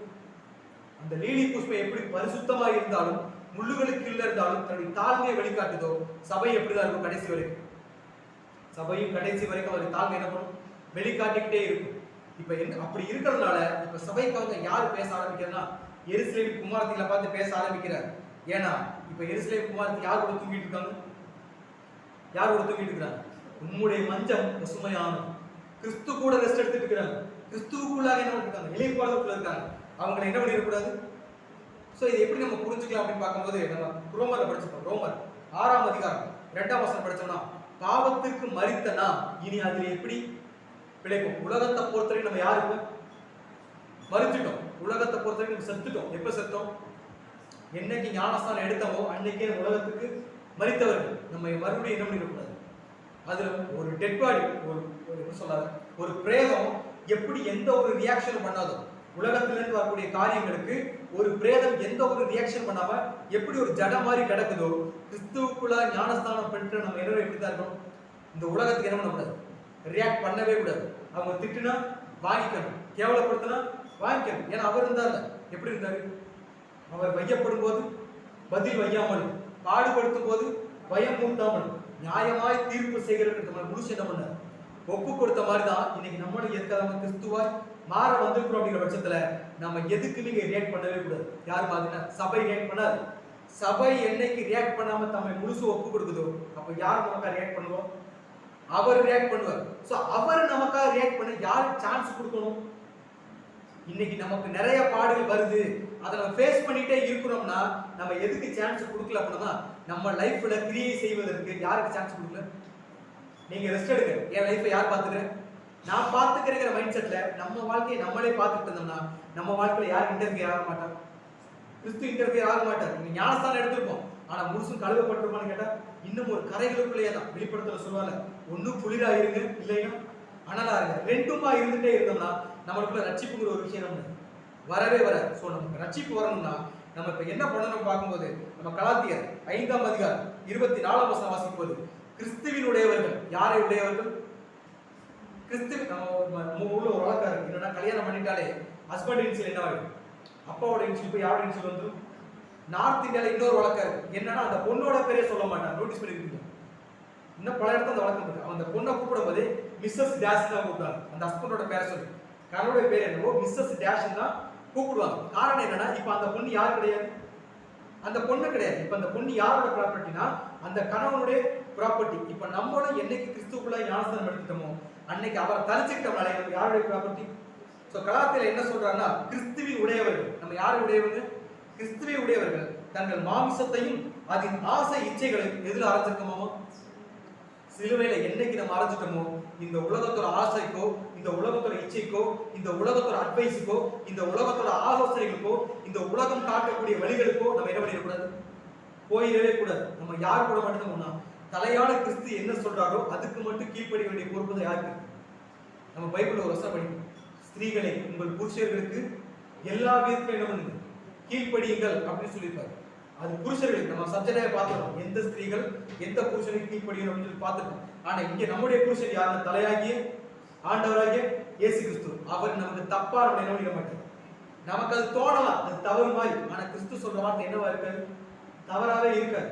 என்னை பின்பற்றி வாழ சொல்லிட்டா பின்னாடி போயிட்டே இருக்கணும். அதுக்கப்புறம் என்ன நடக்கும்ன்றது யார் பார்த்துக்குவா?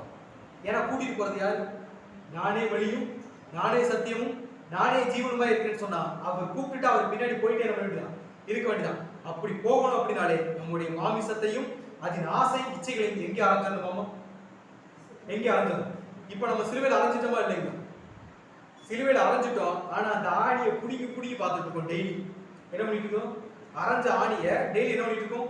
புடிங்கி பார்த்துட்டு இருக்கோம். எப்படி அப்படின்னு பார்க்கும்போது வசனம் வாசிக்கலாம். லூக்கா 9ஆம் அதிகாரம் 62ஆம் வசனம் வாசிக்கும் போது கலப்பையின் மேல் தன் கையை வைத்து பின்னிட்டு பார்க்கிற எவனும் தேவனுடைய ராஜ்யத்துக்கு தகுதியானவன் அல்லங்கிறார். என்ன சொல்றாங்க? ஞானஸ்தானம் எடுத்துட்டோம்.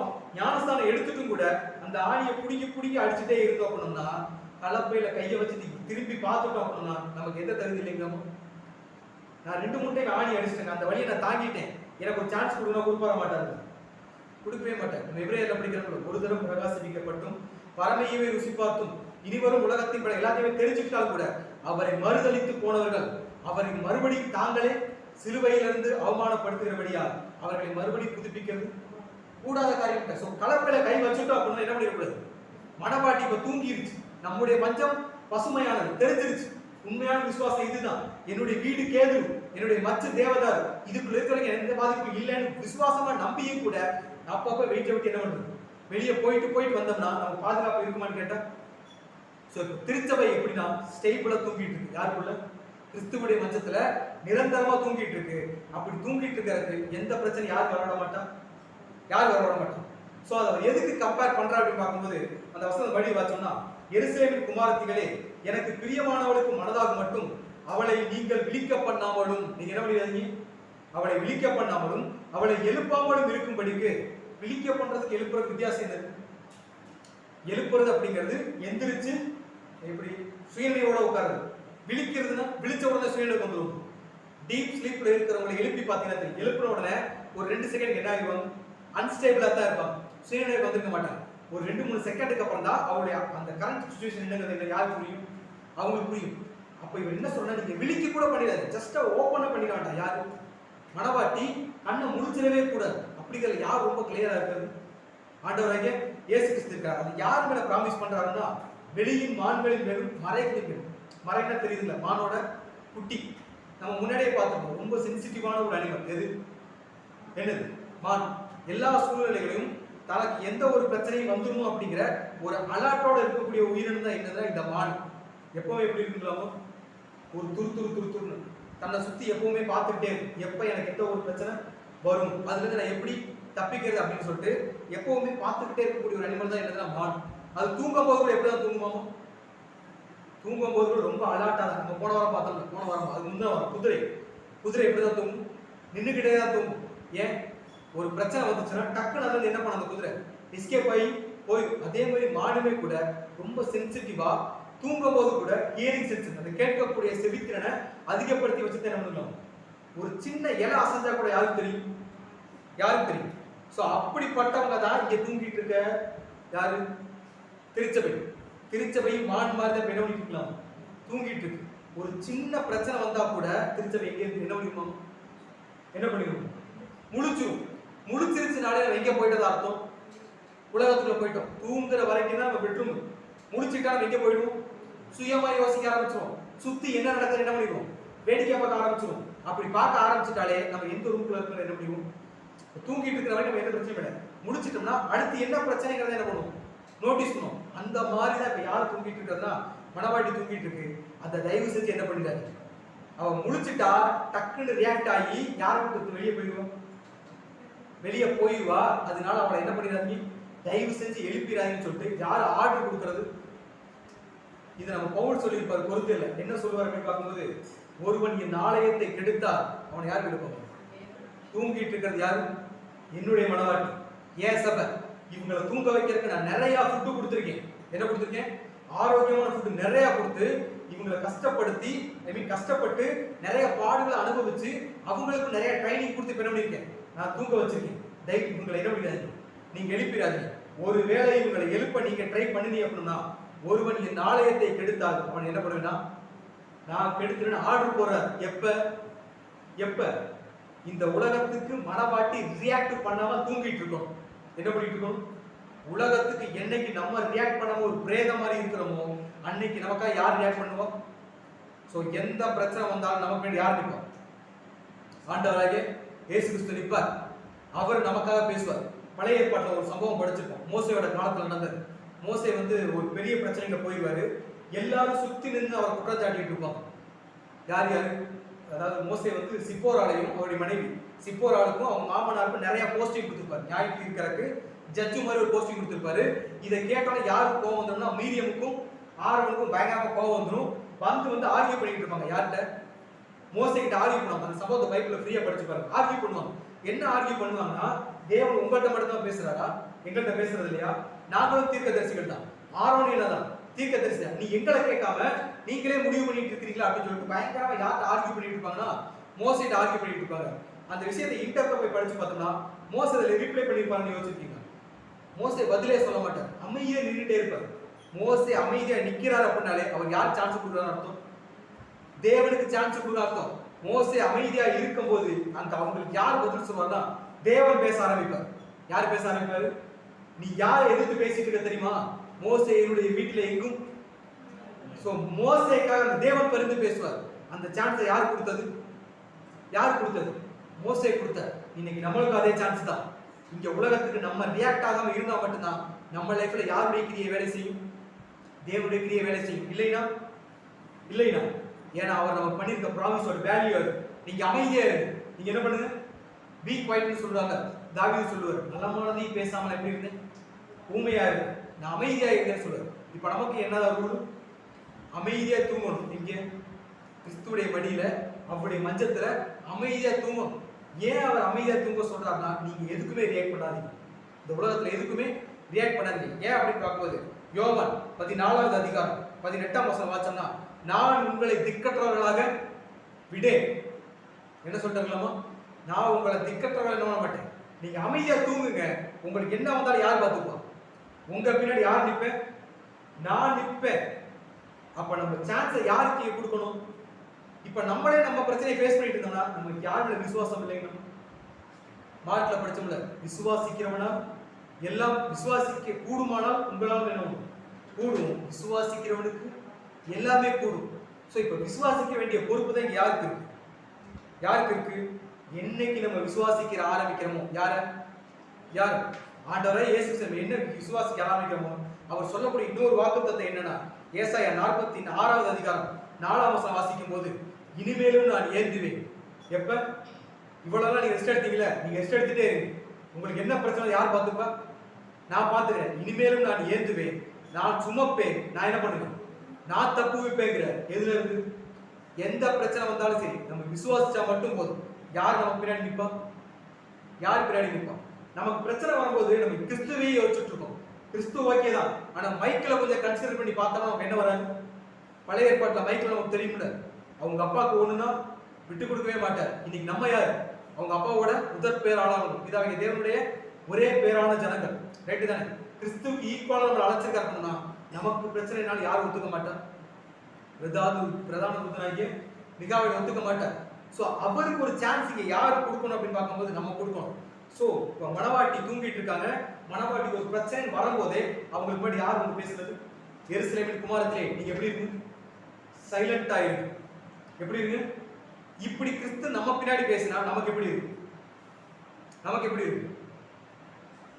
நமக்கு எப்படி இருக்கும்? பயங்கர ஹாப்பியா இருக்கும்.